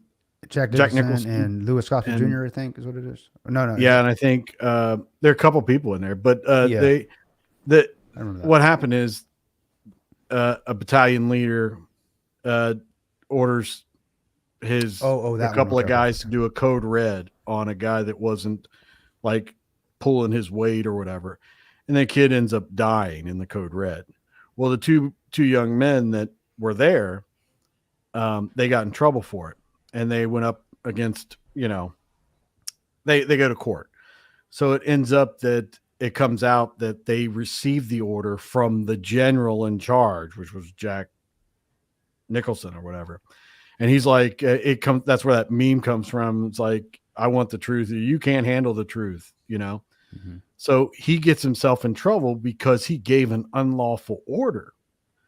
And so you would think that the young kids would get off. Well, they didn't, because of the fact that they followed an unlawful order. And see, these generals can get in serious trouble for following an unlawful order. And if Trump gives them an order that's like to turn on American people or jail his political enemies or anything, they can get in trouble for that. They can't follow that order, and they'd have to report that. You'd be in trouble. It's the same thing with Biden. You can't be doing that kind of stuff. And all it is a scare tactic for people to sit around thinking, oh, they're going to come round everybody up. They're not going to come round everybody up, dude. Again, we live in a constitutional republic. Individual rights are protected here. You just can't be round up for no reason. You have due process. Yeah. I think, you're right. There is due process. And with that being said, due process is exactly the tactic that the Democrats have been using against Trump since he came down that escalator, and announced he was running for president in 2016. For his first presidency, they've been using the law, the due process against him ever since. Lawfare as we know it. All the cases that have been thrown at him, especially the one for his supposedly he defrauded the banks, and he had to pay up $580 million or whatever it was, but 480. He should be getting that. That was actually, if you guys have been following that, yeah, it's getting thrown out. He's going to get his money back. Well, hasn't yet. He hasn't yet. A lot of people are posting that it's been overturned and everything. It's like, no, it hasn't. They talked about it. The judges basically, the lawyers for the other side, the state lawyers were basically begging for them not to come after them. Yeah, sanctions. For them to be sanctioned. Yeah. They're going to get in trouble. The bank, they could lose their license. The bank's like, we gave him the loan because we've given him loans in the past, and he's paid everyone off with interest. That's why we gave him the loan, not because of he lied about his value of Mar-a-Lago and his other stuff. Like, it's such a stupid case that never would have been brought to You want to know attention. what else is stupid? When people say that we're a democratic republic, that's stupid as shit. This is what I'll say to people that are that ignorant. If I was to say that we're a constitutional republic, I am 100% correct. Okay. If I was to say that we were a democracy, I would be wrong, but I would have to explain portions of it. And in some parts of our government, we are a democracy. Certain parts we use democracy, but we are not a constitutional republic because of the fact that the founders, for one very important reason, decided that we could not live under a system of mob rules, where the majority of people say that it is wrong to do one thing or whatever. That can't happen. Yeah, the rights of the individual are protected. We are the first constitutional republic in the history of our world. And I don't understand that like people say we're a democracy. Well, we have portions of our government that are democracies, but our constitution and the rule of the land is a constitutional republic. Yeah. So it just baffles me when people are like, "Oh, we're a democracy." No, we're Prado not. was corrected in his comments like 20 times, and he still argued against the people.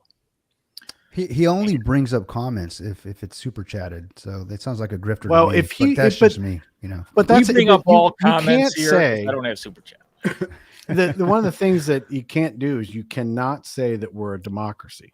Okay, you can say that we have parts of our government that are a democracy, but the Constitution and the founding of our country is a constitutional republic, and that's the law of the land. And so you can't make a blanket statement that we're a democracy. We're not.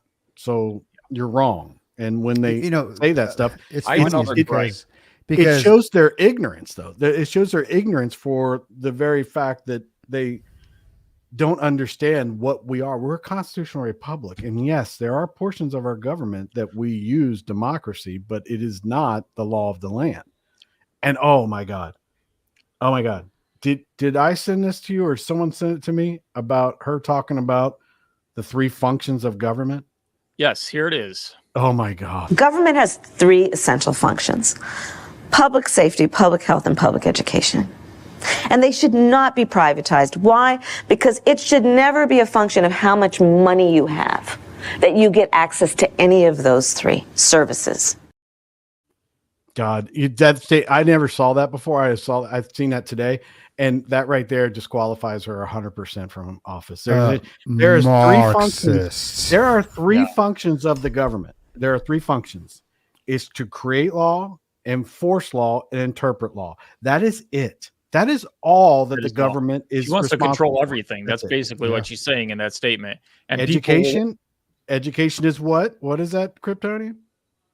Marxist? Education is indoctrination. Education. And health? Oh, health is controlling the indoctrinated. Right. It's communism is what she's Oh, talking it's about. absolutely communism. Yeah, it is communism. Education. It's all about, they control the education. They control the pills, the medication we can take. And then they control the media, the news that we consume. It's all about control. And this is Chris why sent me they, this video, and I instantly put it on today's list because I knew he was going to bring it up sometime during the show. oh, that, which Did one? I sent that video? Yeah. Yeah. Because I mean, I was absolutely like, where? I've never seen this video before. This right now, I wish I'd have seen that 6 months It ago. isn't 'cause the I've been first like, time I'm she's 100% talked voting for like Trump that. now. Like she wants universal health care for a reason. She wants God. government funded Oh my God. health care. She wants stuff like this. She wants, and her thing is everybody didn't grow up with the same opportunities. And so they can't end up in the same place. So we need to give everybody equal opportunity, equity, she calls it. And it's all this Marxist BS socialism crap. And you're just like, what are you talking about? it always, Marxism, equity and Marxism equality. and communism always ends up with the massive millions dying at the hands of the government. Well, all Nowhere, democracies fail. So that's the reason why, and that goes back to the point about Prado, is that if you had any kind of That's right. sense and you Yeah, did any mob kind rule. of history, you would know, and you would not be promoting the fact that of any part of our government is democracy. That's right. Because if it is, if we are truly a constitutional republic and it is the Constitution is the law of the land, we would try to eliminate as much democracy that's in our government. we don't want Because mob rule, guys. We don't. You know, and No, this we is don't. because this is why we have the electoral college, because it basically handicaps the cities that get so populated and controlled by the government, right? Throw them money, give them football, give them beer, and you got the people, right? Give them the entertainment. So you got all these cities that are, especially the ones run by Democrats, are just shithole cities. They are what they are. I live in one, so I know what I'm talking about. I'll tell you this: if we allow the cities to control the country, holy crap, man! This Holy is what crap. will happen if you let it go on. This is a perfect segue for this video that I showed earlier. Moment is an adventure. From the tranquil natural beauty of our waters to the rich culture of our cities, Minnesota is where unforgettable memories are made. Go inside now! Get in the house! Step into friendly neighborhoods that make you feel right at home the moment you arrive. Stroll through vibrant streets, soak in the energy of our dynamic nightlife, or indulge in a shopping spree at one of our world-class boutiques. And behind it all is strong leadership and inclusive policies that create a place where everyone can thrive. Minnesota, we're ready to be your next adventure.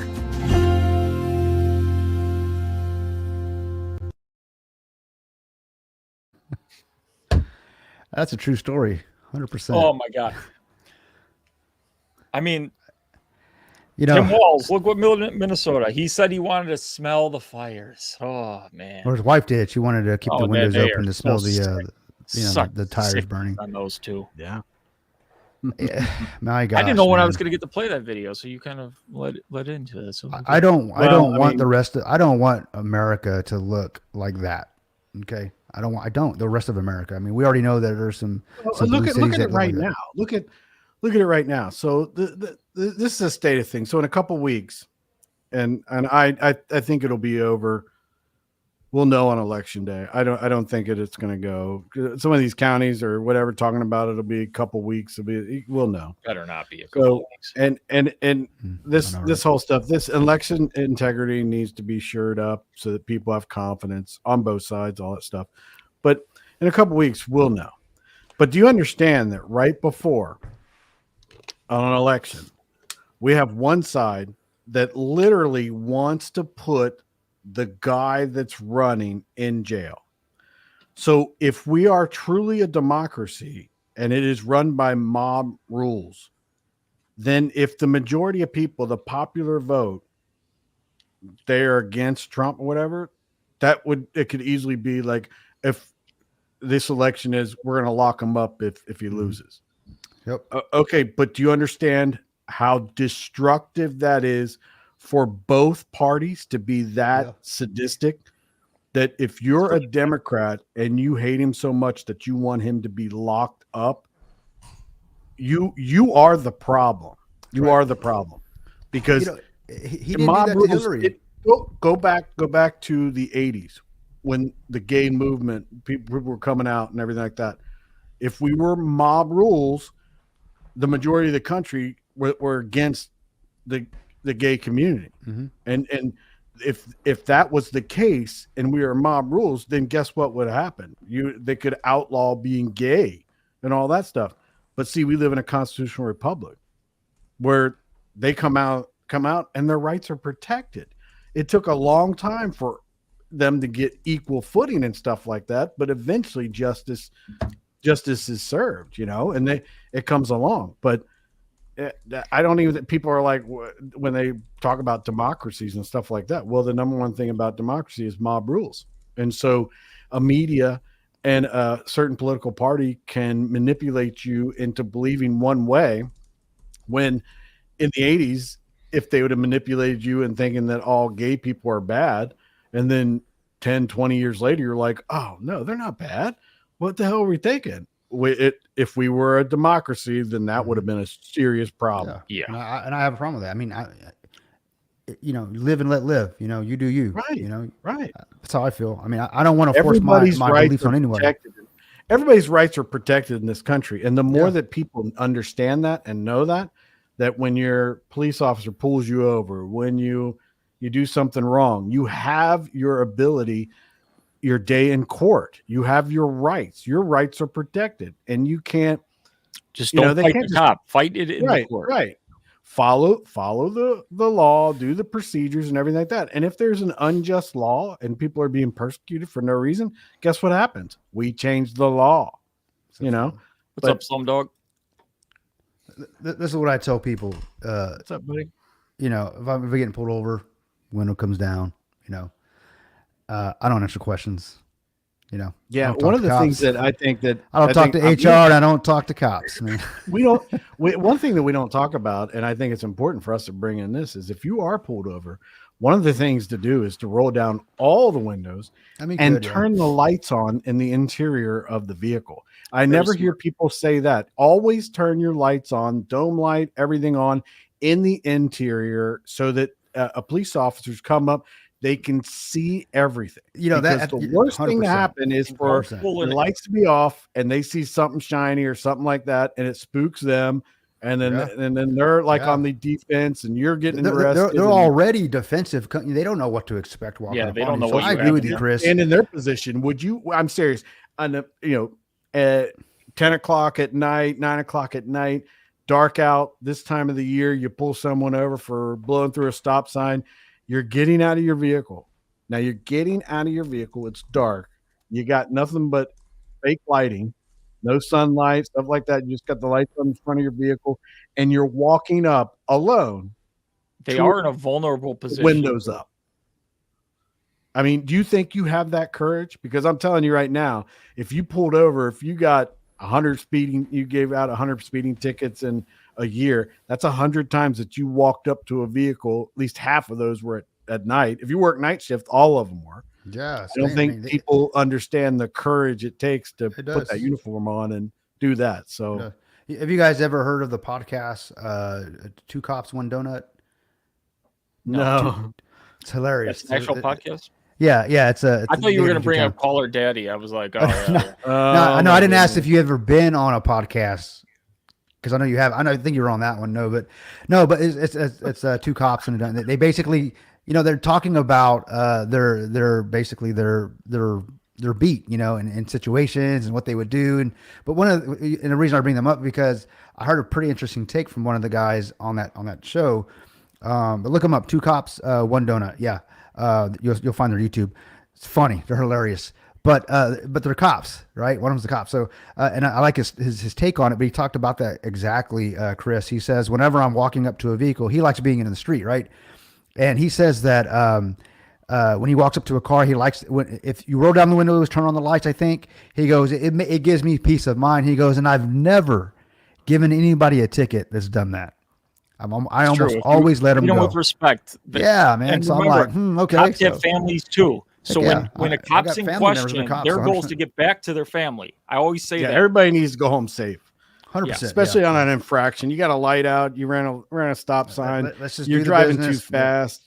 Don't be stupid. Yeah. Don't be stupid. Quick It's not shout working, out. man. It's not We just hit 100 viewers between X and YouTube. So I'd like to say thank you to everybody watching.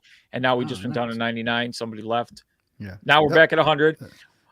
Please go share. Someone this, can't decide. Share They're the like, stream. Go like the stream, please. It helps. Also, Slumdog Millionaire brings up a good point. Candace Owens is digging deep into Kamala's genealogy. man. She Supposedly, freaking goes deep, one of her grandmas that she took a picture with in her book is Grandma Beryl. Isn't even her grandma. It's a fake person. And Did you hear the interview with Willie Brown when he said Willie Brown sat with her I dad? didn't watch that episode. That was on my He list. sat with her Watch dad, all right, and he's so candid. He goes, "Man, I sat. She ain't black." He goes, or her dad ain't black. He goes, "I sat with her dad at some dinner that they were some gala or something. I don't know what it was, some event." He goes, and my girlfriend or wife at the time asked, "Hey, where are you from?" He goes, "I'm half Irish, half Hindu, not Jamaican, not black." There it is. So someone's lying, guys. Somebody's lying. It's someone's lying. Yeah.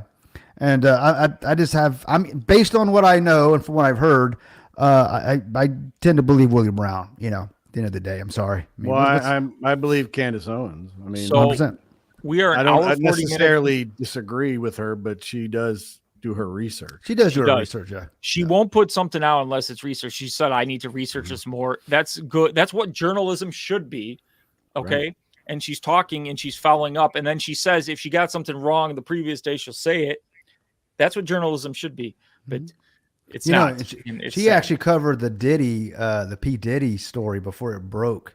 You guys, you ever go watch her episodes a couple of months before? I gotta watch that one. Yeah. Oh man. Oh, it's some good stuff. Because she brought list there's never a makes case. it to the masses. Oh my goodness. That one and the Epstein list, that's going to be a fun time. Yeah. Yeah. We're an hour 42 minutes into the show, and I wanted to play this clip because this clip made Chris Cruz extra happy. And it is because of my love for our country, and specifically because of the leadership that President Trump has brought to transform the Republican Party and bring it back to the party of the people and the party of peace, that I'm proud to stand here with you today, President Trump, and announce that I'm joining the Republican Party.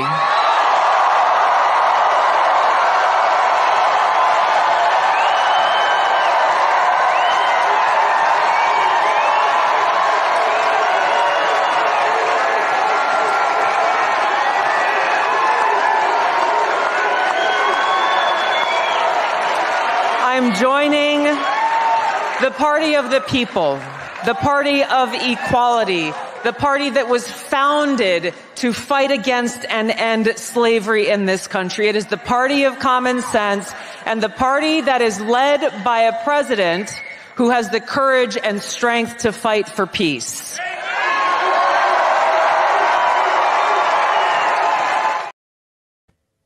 What a difference between her and Kamala, the way they talk. That is a person I could vote for president. Well, she's also a lieutenant colonel in the Army. Yeah. So I mean, she probably actually really owns a Glock. She owns several. And if you actually follow her, and she goes to the range a lot, and she just did. She's a good shot. Well, this was probably 6 months ago. I'd have to go back and check it out, but she did a warrior thing with a group out of Utah, I think it is, and it's like a whole obstacle course, shooting, all that kind of stuff. And I'm telling you, right now, as it stands, I would not say I'm a Republican, but I'll tell you, with Tulsi Gabbard doing that, I've been independent most of my life, but I've voted Republican quite a bit because of the area I live in and policies and stuff like that. But I don't think I'd have a problem to vote to go switch my thing to be Republican. I've always been a fan of hers. She's been in 2 combat tours, more than me. You know, she's run for Congress. The things that she does, you know, her surfing, her husband Benjamin, just outstanding people. I've always liked her, even when she was a Democrat. Her military service, her political service, all the things that she's done. And she's got a bright future. Yeah, and I think she's extremely smart. And I mean, she is. Well, she's a leader. Well versed. Absolutely. She's the epitome of when I was in the military, the women that were in charge of certain things. And back in that time, they got a bad rap, but I worked with some of the best women leaders in the military at that time. And I was always shocked about women in the military and everything. I'm like, I worked with some of the best ever. She reminds me of some of the best women that I ever served under or served with. And I'm just a big fan of all that stuff. That's so when cool. she did that, I was like, I wasn't even expecting it because I thought expecting that she'd either. always I was be like, whoa, independent. man. But When if Trump she brought her on could go to stage that and she point- said that, I went crazy because I'm like, okay, this is now she's coming full circle. It's one thing to just say I'm for Trump, and you know, and I'm he even still- looked like he was surprised because he was like, whoa, He said he didn't know about it prior. He just brings people on stage because she was there, and it was a good moment. And you should maybe it was staged like the McDonald's thing. Oh yeah, it's always staged. But you know, the Democrats always talk about staged, but look at this picture. You know, they said the McDonald's stunt was staged. Slumdog Millionaires, right? Too. Oh yeah.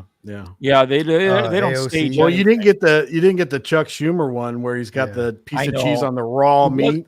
You know, we only have so much we can put in here. That's funny, man. What was I going to Oh bring up? yeah, it's Oh, we staged. had a question. The guy's been assassination attempts at least twice. Yeah, and that guy that was out there at Coachella, he wasn't. He just had guns in his vehicle. No. But 2 times were assassination attempts.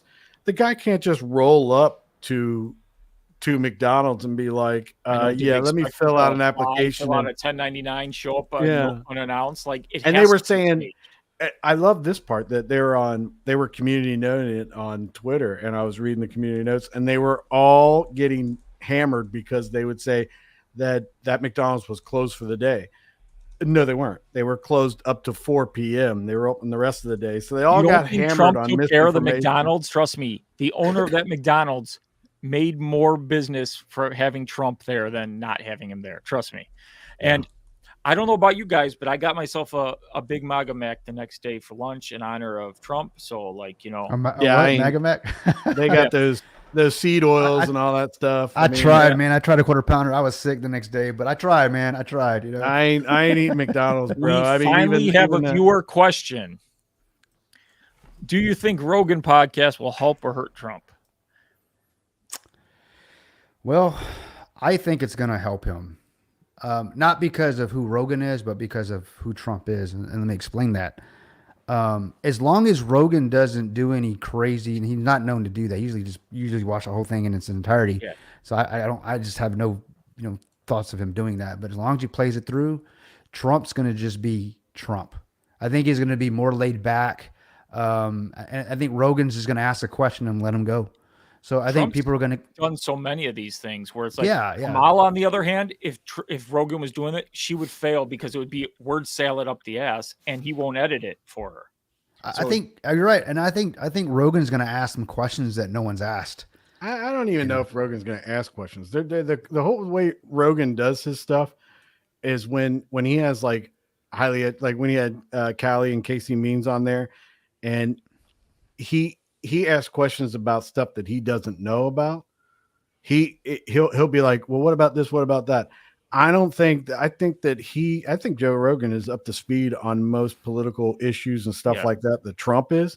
And I think it's going to be a conversation where they go down the rabbit holes of different subjects back and forth.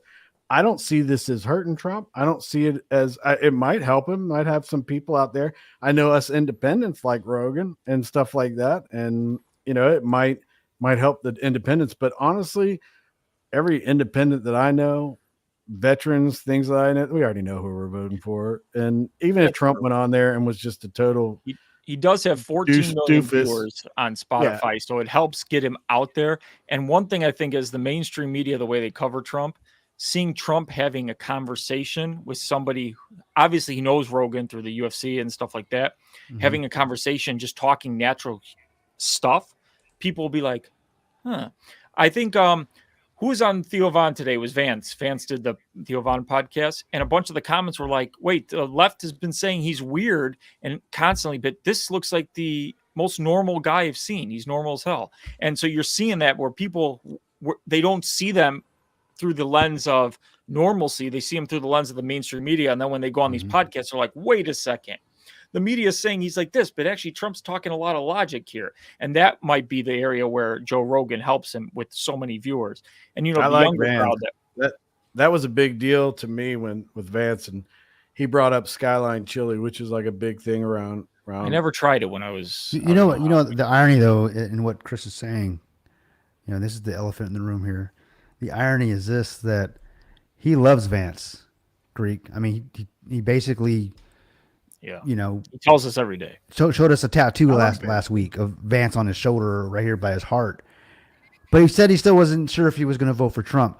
Tulsi comes out and says, "Oh, hey, Trump, I'll be Republican." She's like, "I'm voting yesterday, Trump, over. Hang it up."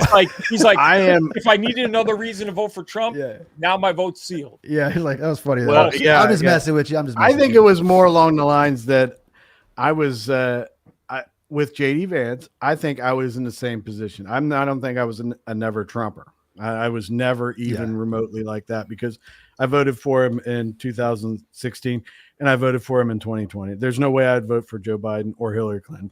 Joe Biden, I would not, but Hillary Clinton, absolutely 100% not. I would never vote for that lady. I would not vote, or there's no way. There's no way. As a military veteran, there's no way. What happened in Benghazi, I hold her and Barack Obama directly responsible for the deaths of those individuals, period. 100%. So, and if you don't know anything about that, watch the movie 13 Hours, and that depiction of what happened is exactly right.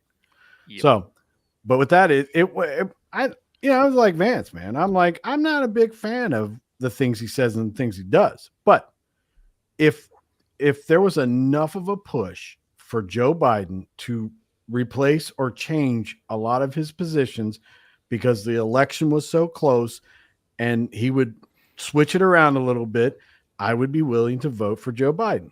Now, when Kamala Harris replaced him, whatever, my immediate thought was like, no, I'm voting for Trump. And then I'm like, wait. I have to hear him out. And just because I like JD Vance doesn't mean that I should be,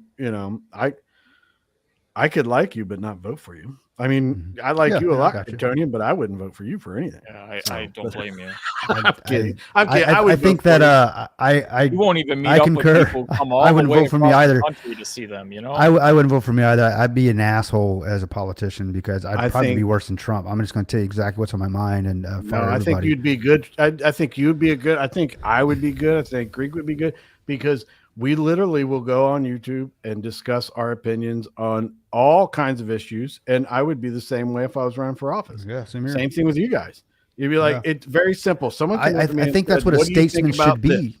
That's what a statement should be. Go in, run your campaign, get in, and then get out, go home, be with your family. And this not is make a what career out I've of it. even You know, thought about, like protesters. I'd be the guy if I was in office. Say I was elected somewhere and people were outside my office and they're protesting something. I'd literally be like, all right, I'm going to go out there and talk to them. Yeah, what are you protesting? Oh, we don't like the way that you do this. And I'd be like, really? Well, that's how what's change wrong happens. If you just, and that's what I'm saying is I would be willing to listen to them and be like, all right, let me explain it to you. And then if we couldn't come to a consensus, I would just make sure that maybe I wouldn't vote for it, or I would make sure that it'd be like, all right, the people in my community have told me that they're about 50-50 on this. I can't vote, or I have to like abstain from voting or something like that. I'd have to work it out with them. But yeah, I think, and we don't have politicians that do that. And Trump, and I have to say that dinging Trump is that when someone says they disagree with Trump's policy, he is so on the attack and has always been on the attack that he takes it personally and he goes towards them. He get, Oh, you know what I'm talking about. Okay, well, your policy may not be the best policy. So Trump, as he's gotten older, and what I've seen more and more, is he's willing to listen and discuss things more than he did in 16 and 20. Now I see more about him actually talking about it and asking questions, learning more about a situation on a policy. But at the same time, I gave Kamala Harris, 80, 85 days to show me her policies and all that. And that's where it was like, look, RFK, Elon Musk, Vivek, Tulsi Gabbard, they all changed my mind. So there's definitely a coalition, that have come together. I like that question in the comments. So. Yeah, I was going to bring that up. Bring it up. Yeah, we like questions. Yep. So do you think What's if the past? Kamala handpicked Josh Shapiro, we would be assessing a different election? No. No. I think it'd be don't worse think for so. Kamala. I think Pennsylvania would be a lot closer, but Kamala is still Kamala, and she still is speaking, and the joy would have worn off the same way. I think Josh would have Maybe male overshadowed. voters He would have would have been- overshadowed her so much it would have That's made her the look part, yeah. even more incompetent. At least Tim makes her look good. Tim does make her look good. But Listen, Josh, the vice president is supposed to really just be like a cheerleader. Yeah. JD Vance, he does tough interviews, and they talk. That's the way he was when he ran for Senate and stuff like that. And when people around here, we know that JD Vance is educated, he's smart, he's grounded, he's got an upbringing about like a lot of us around here. So he adds to the ticket. I don't think he should. I mean, I think it's great how it's worked out, and I'm a big fan of him. and if it does, great. But it shouldn't be. It shouldn't be. Really should. I remember going and seeing Dan Quayle. Dan Quayle was vice president to Reagan or to Bush, and Dan Quayle. I went to a book signing or whatever, and I met him. He was the most dry person ever. Really? I mean, I was like, he's like, hi. You never even hear about Dan Quayle, and that's the way vice presidents really should. No, didn't he? Was he the one that took a picture in the tank or something? Was that No, Quayle that's that did that? Dukakis. Oh, Dukakis. Okay. He looked like And that was ridiculous. beautiful. That was beautiful. But vice presidents don't actually. Tim Walz, he hurts Kamala. He hurts him. And Minnesota's Josh in play Shapiro, now. I think that if Josh Shapiro either was like what you're saying, Kryptonian, or Josh Shapiro should just it should be vice president can't just be They like, were oh, so that's cool, scared, though, and 'cause that's he's it. Jewish, and there's there's that side of the party. There's a lot of. I think Shapiro's kind of happy now that he didn't join the ticket. I think it would hurt Shapiro long run. Yeah, And, I think he's going to try and run in 2028. Honestly, I think. I mean, I think he'd be a pretty good candidate to run against. He was asked about Elon Musk. He was being interviewed on some state. I forgot what news, maybe CNN or something, but they were asking him like about, hey, do you think what Elon Musk is doing about the $1 million for the PAC, the Republican PAC, do you sign the petition to support the Constitution, and you can win $1 million? And he didn't do what Tim Walz. He didn't say what Tim Walz said or Harris said or everyone else has said. Oh, it's illegal. He's it's buying votes or whatever, buying the election. He said something that sounded presidential. And I've heard someone say that as well. That because he just said, well, that's not for me to, it seems like there might be some laws broken, but that's not for me to we'll let the law decide. My point is that he didn't go all freaking emotional about it. He just he was very non-political in a sense. He actually answered it very well, very articulate in the way he answered it. And I was like, okay, he can control his snap. You know what I mean? He didn't lose it. Oh, he's a threat to democracy. He said, well, we'll see how things play out. And I know, and that's a small example, but when I saw him say that with fracking too, when he was asked about Yeah, fracking, yeah, he knows that's right. Pennsylvania relies That's on right. it, so he kind of like, I don't know about her. He but just I'll have right. a He say just over it. right. Yeah, he just plays it safe. And I didn't think, which is he's Well, only that's going to what do he's that. supposed to do as a vice That's president. right. That's what a politician's If he supposed to do. doesn't- If he doesn't change his ways, though, like if Democrat leaders do not change their ways on how they present stuff, their policies as soon as Trump wins this election, he's got 4 years, right? In 2028, Democrats will lose every single election for years to come because their number one policy, hate Trump, will be gone.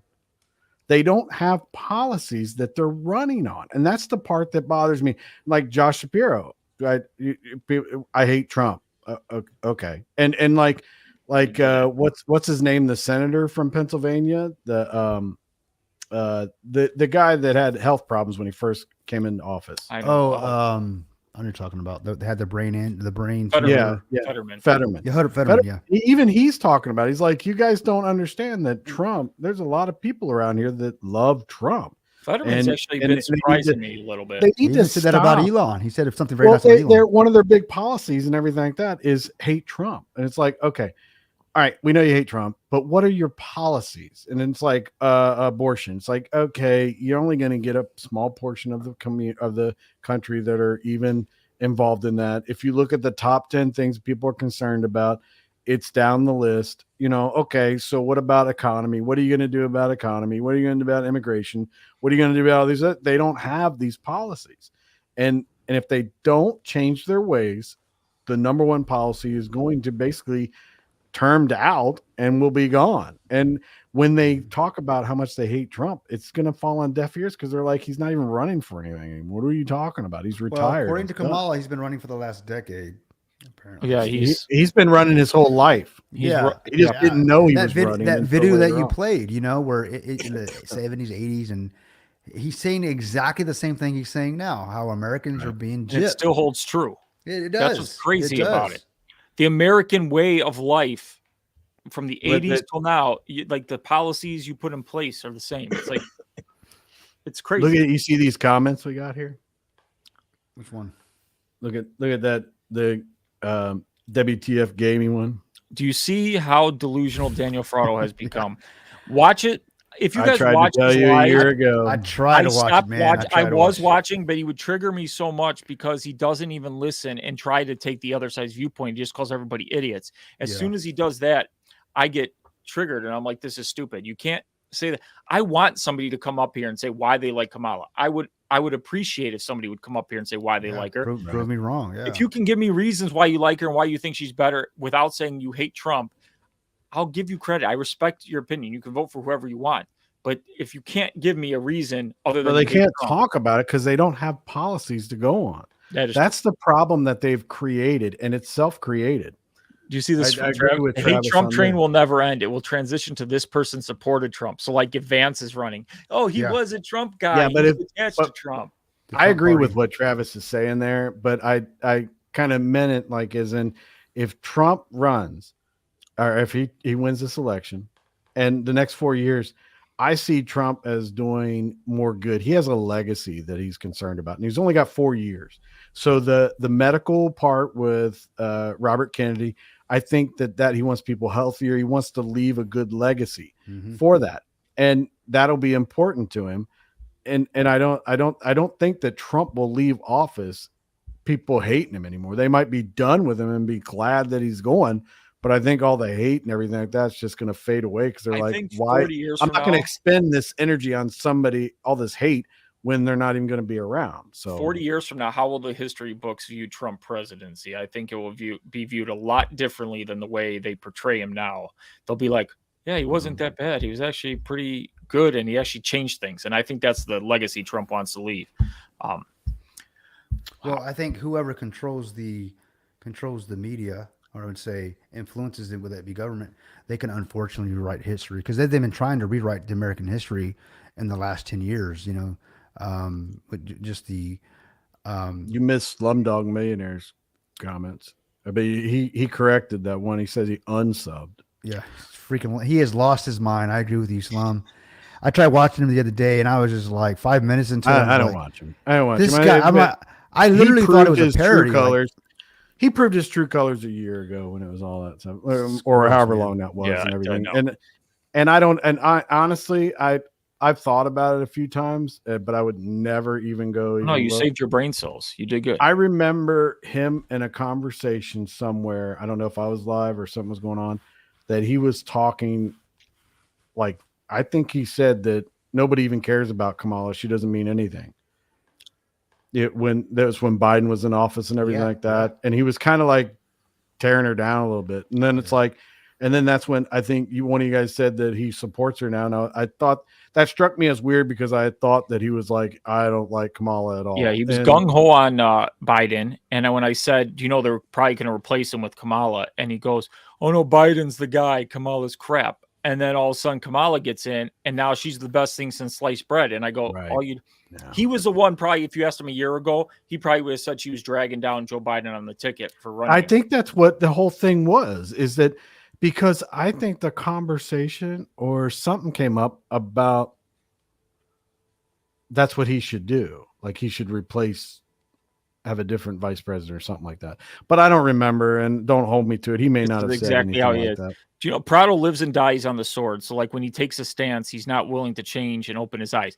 Now, today there was a fake story coming out about Trump supposedly groping somebody, you know, and it was just a hit piece that they're trying to come out with now. But I was in the car and I'm like, if this is actually true and this actually happened, which it didn't, I wouldn't be voting for Trump. Like you see that I'm willing to admit that there's some things that like, but I wouldn't vote for Kamala. I'm just saying that, like, but Prado would be like, oh no, it's this. You can't be so dead fast where you can't take any new information that comes in. And Richard Hudman brings up an excellent point, because I specifically remember Prado saying this, and I remember thinking, wow, that was I mean, I thought it was a pretty intelligent way for him to establish. He only said it because he wanted viewers from the support. crypto community, and he wanted to get them into his political stuff. So he said, "Oh, I'd vote Trump if it meant crypto." Like and then when his crypto failed, then he went to this. Well, I thought he had researched a policy, and he agreed with a policy and felt very strongly about the policy, that he would vote for someone that advocated that policy. And I thought that that's what it was. And then I remember we went for a while ago, then you guys were like, yeah, Prado is bashing Trump all the time. Well, he hated Gary on Gensler. YouTube. And I'm like, wait, what? Yeah, he hated Gary Gensler, and he was doing crypto videos every day. So to get the crypto community excited, he was kind of like bashing Gary Gensler. That was his stance. You know, that was the cool thing. And then Trump came out, said something against Gary Gensler, saying that he would replace him. And then Prado's like, Trump's pro crypto. You know, I'm a one issue voter. I would actually vote for him. And then it was to the point where like, it kept going, and then he's like, wait, then he realized he wasn't gaining any crypto subscribers. So then what he did was, I need to get political, but how can I get people angry? And I think he does it for the show. Yeah. That's how we wear these hats around these parts. Yeah. Yeah. Yeah. Not all of us own about 40 acres in the back of the wood there, or 400 acres. And I tell you only have 40 acres? That's ridiculous. No, I said none of us own 40 acres plus, like somebody, you know, on this show here. I'm assuming, because you got everything you own is camo, everything. That means you're surrounded by woods. So this is true. Prado has not researched a damn thing. He keeps pushing Project 2025. And I want everybody out there, anybody who is out there on YouTube, the second they mention Project 2025, Trump disavowed it 5 times this week alone. If you watch any of his rallies, he doesn't read it. He doesn't care about Project 2025. Agenda 47 is his. So if you hear Project 2025, turn it off, because it's pure propaganda. That's all it is. So I think one thing that's very important is what I would recommend if you're in the tank, you're not going to vote for Trump at all, I wouldn't waste your time. But if you're like looking and researching like I was, go look at when Project 2025 was actually written and published. Then you might understand that, yeah, this hat's just making me hot. But then you might be like, oh, okay, this was written like 3 years ago. Yep. Yeah. So it's like, okay, so now you're bringing this up. By the way, this story about Kamala attacked and on all the policies. Trump's 2025 will say he wants to end IVF in all 50 states. And Trump's like, I've been a big supporter of IVF. I came out for it. And it's like, it's so disingenuous on their part. Their October surprise is going to be just like what they came out with today. This was debunked, and it was actually originally reported in 2021 and 2022, all that back then. So it's like their October surprise is probably something that we've already had. They're just rehashing it again. I'm just scared of they've investigated. Explain to me this. The guy has been in the public. He's been in the public running for office since 2015. 2 weeks before an election, all of a sudden they got shit on him. It's like, really? When were you going to bring that up? You didn't bring up 2016, 2020, all that kind of stuff. Now it's all like, oh, we gotta talk big about this. news stories that would have happened would have come out by now. Like, and Trump's got so many people around him. He's in the public eye so much. So what is going on? Like, if you see things, you're going to see a lot of deep fakes because the desperation's real. You're going to see AI come into it. You're going to see some crazy stuff the next 2 weeks. I'm telling you, this is not the end. Every day Weather Underground. Slumdog, who's that guy for the Weather Underground that was big friends with Obama and actually got his political career started? Chicago. I forget that guy's name. He was there forever. And it's like, mayor, dude. right? You're talking about the mayor? Who was he, the mayor? of No, Chicago? Ayers. Something Ayers Yeah, I know what you're was his talking name. Yeah. But it's just like with the sexual harassment type things and stuff like that with Donald Trump. It's like, let me tell you something. If Donald Trump sexually harassed me in like the 80s or 90s, I wouldn't be waiting for him to like run for office. I'd have been rich back then. I'd have been like, this is awesome. I'm taking you to court and you're gonna pay me, brother. Bill Ayers. Yeah, Bill Ayers. Bill Ayers, yeah. Oh my goodness. Do your research on Bill Ayers and the Weather Underground, dude. I remember that. And you talk about an insurrection. Yeah. See what they did. And it's like, oh, okay. They actually brought bombs and pipe bombs or something, didn't they? Remember? They killed the one lady. They killed that police officer That's in right. That's Chicago right. and stuff. Oh, Steve Bannon gets out of prison next week. That should be interesting. Just in time. Yeah, I think I heard something about they're all like freaking out about Steve Bannon getting out of prison, and I'm like, I'm not. Steve Bannon to me, I like what he says, but I don't think he's like a threat. Or I'm like, whatever. Oh, it should be interesting. You know, he's gonna spout off, and it should be fun. We've been going for 2 hours 11 minutes. Let's get some final thoughts in, because I don't like going over 2 hours because then nobody rewatches it afterwards because it's just forever. We will be on next Wednesday again, and then we will be on election night where we will actually have the map up and fill in states, because sometimes people don't like watching the news because they give all their opinions on what's going on. We're just going to shoot the breeze and just fill in the states as it happens. Yeah, and watch it live with you guys. If you guys want to tune in, we'll be going through the emotions with you. Yeah, I'll be calling states way too far ahead of time.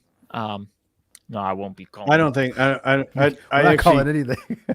I don't think that I go back to my previous statement. I don't think that it's going to take a long time.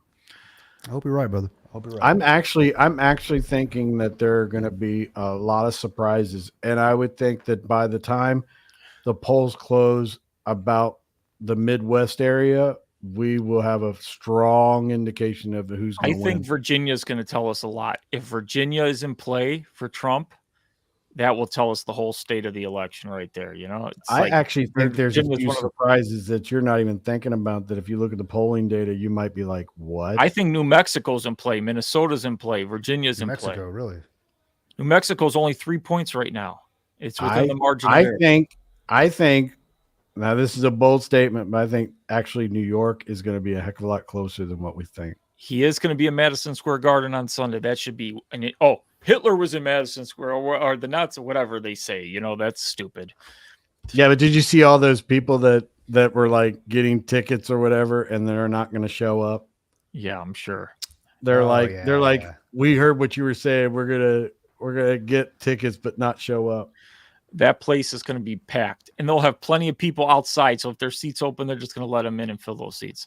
So I'm not worried. But I could see the Dems doing that, man, buying up 100 20,000 tickets, and because they got money to throw away like that, right? Yeah. But it's not going to matter anyways, because I agree it's going to get filled up. I guess my final thoughts are I'm looking forward to the next week and a half here. We have election, right? My final thoughts are I think Trump is going to wipe the map, is my honest opinion. I typically just watch. I do when I do watch CNN, when I can stomach it, and mainstream media, I can only take so much of it, and I see just the attacks the constant, pretty much the rhetoric they started this whole campaign season with, Trump being Hitler, and they're ending with it. It tells me that they are desperate. We talked about that. So I think there's so much, there's a movement, there's just more momentum behind Trump. I do hope it maintains. I truly believe, and I certainly feel the same way Elon says. Is if Trump doesn't win, I believe this is going to be the end of voting in America. Because if the Democrats win, you can be for damn sure that 16 million, 12 million, whatever you think it is, it's in the millions. Okay, whether you like it or not, that they're going to be here and they will be converted to votes at the end of the day. They're going to continue to do that. So rest up, America, because, or we say saddle up, because it's going to be a bumpy ride. The Democrats are not going to go away kicking and, it's quiet into the good night. They're going to go away kicking and screaming. And I heard Kamala say the other day in one of her speeches, she says that we have to fight for our democracy or something like that. And I agree. We have to fight for it. And how do we fight? Everybody has an individual vote. That's one thing they're not supposed to be able to take from us.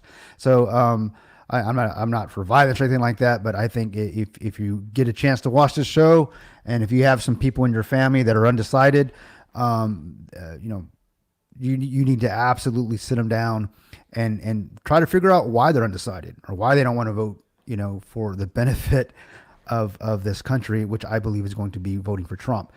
Because at the end of the day, I'd like to know why. That we talked about earlier, Greek, that I'm all about. I believe what I believe, but I and I have my principles and my values. But I don't just believe it because someone tells me to believe it. Because because I saw something on TV or something or in the news. I actually do my own research. And I have my own life experiences that have helped me to come to my own conclusions and my own decisions. So that's why I'm going to be voting for Trump. I hope he mops the floor with her. And so we can put this behind us and start to make America great again. But that's my soapbox, guys. What about you guys? We have some breaking news. We hit a stream high of 144 viewers. So Awesome. Something's clicking on X. I don't know. What is that comment that he just put? Which one?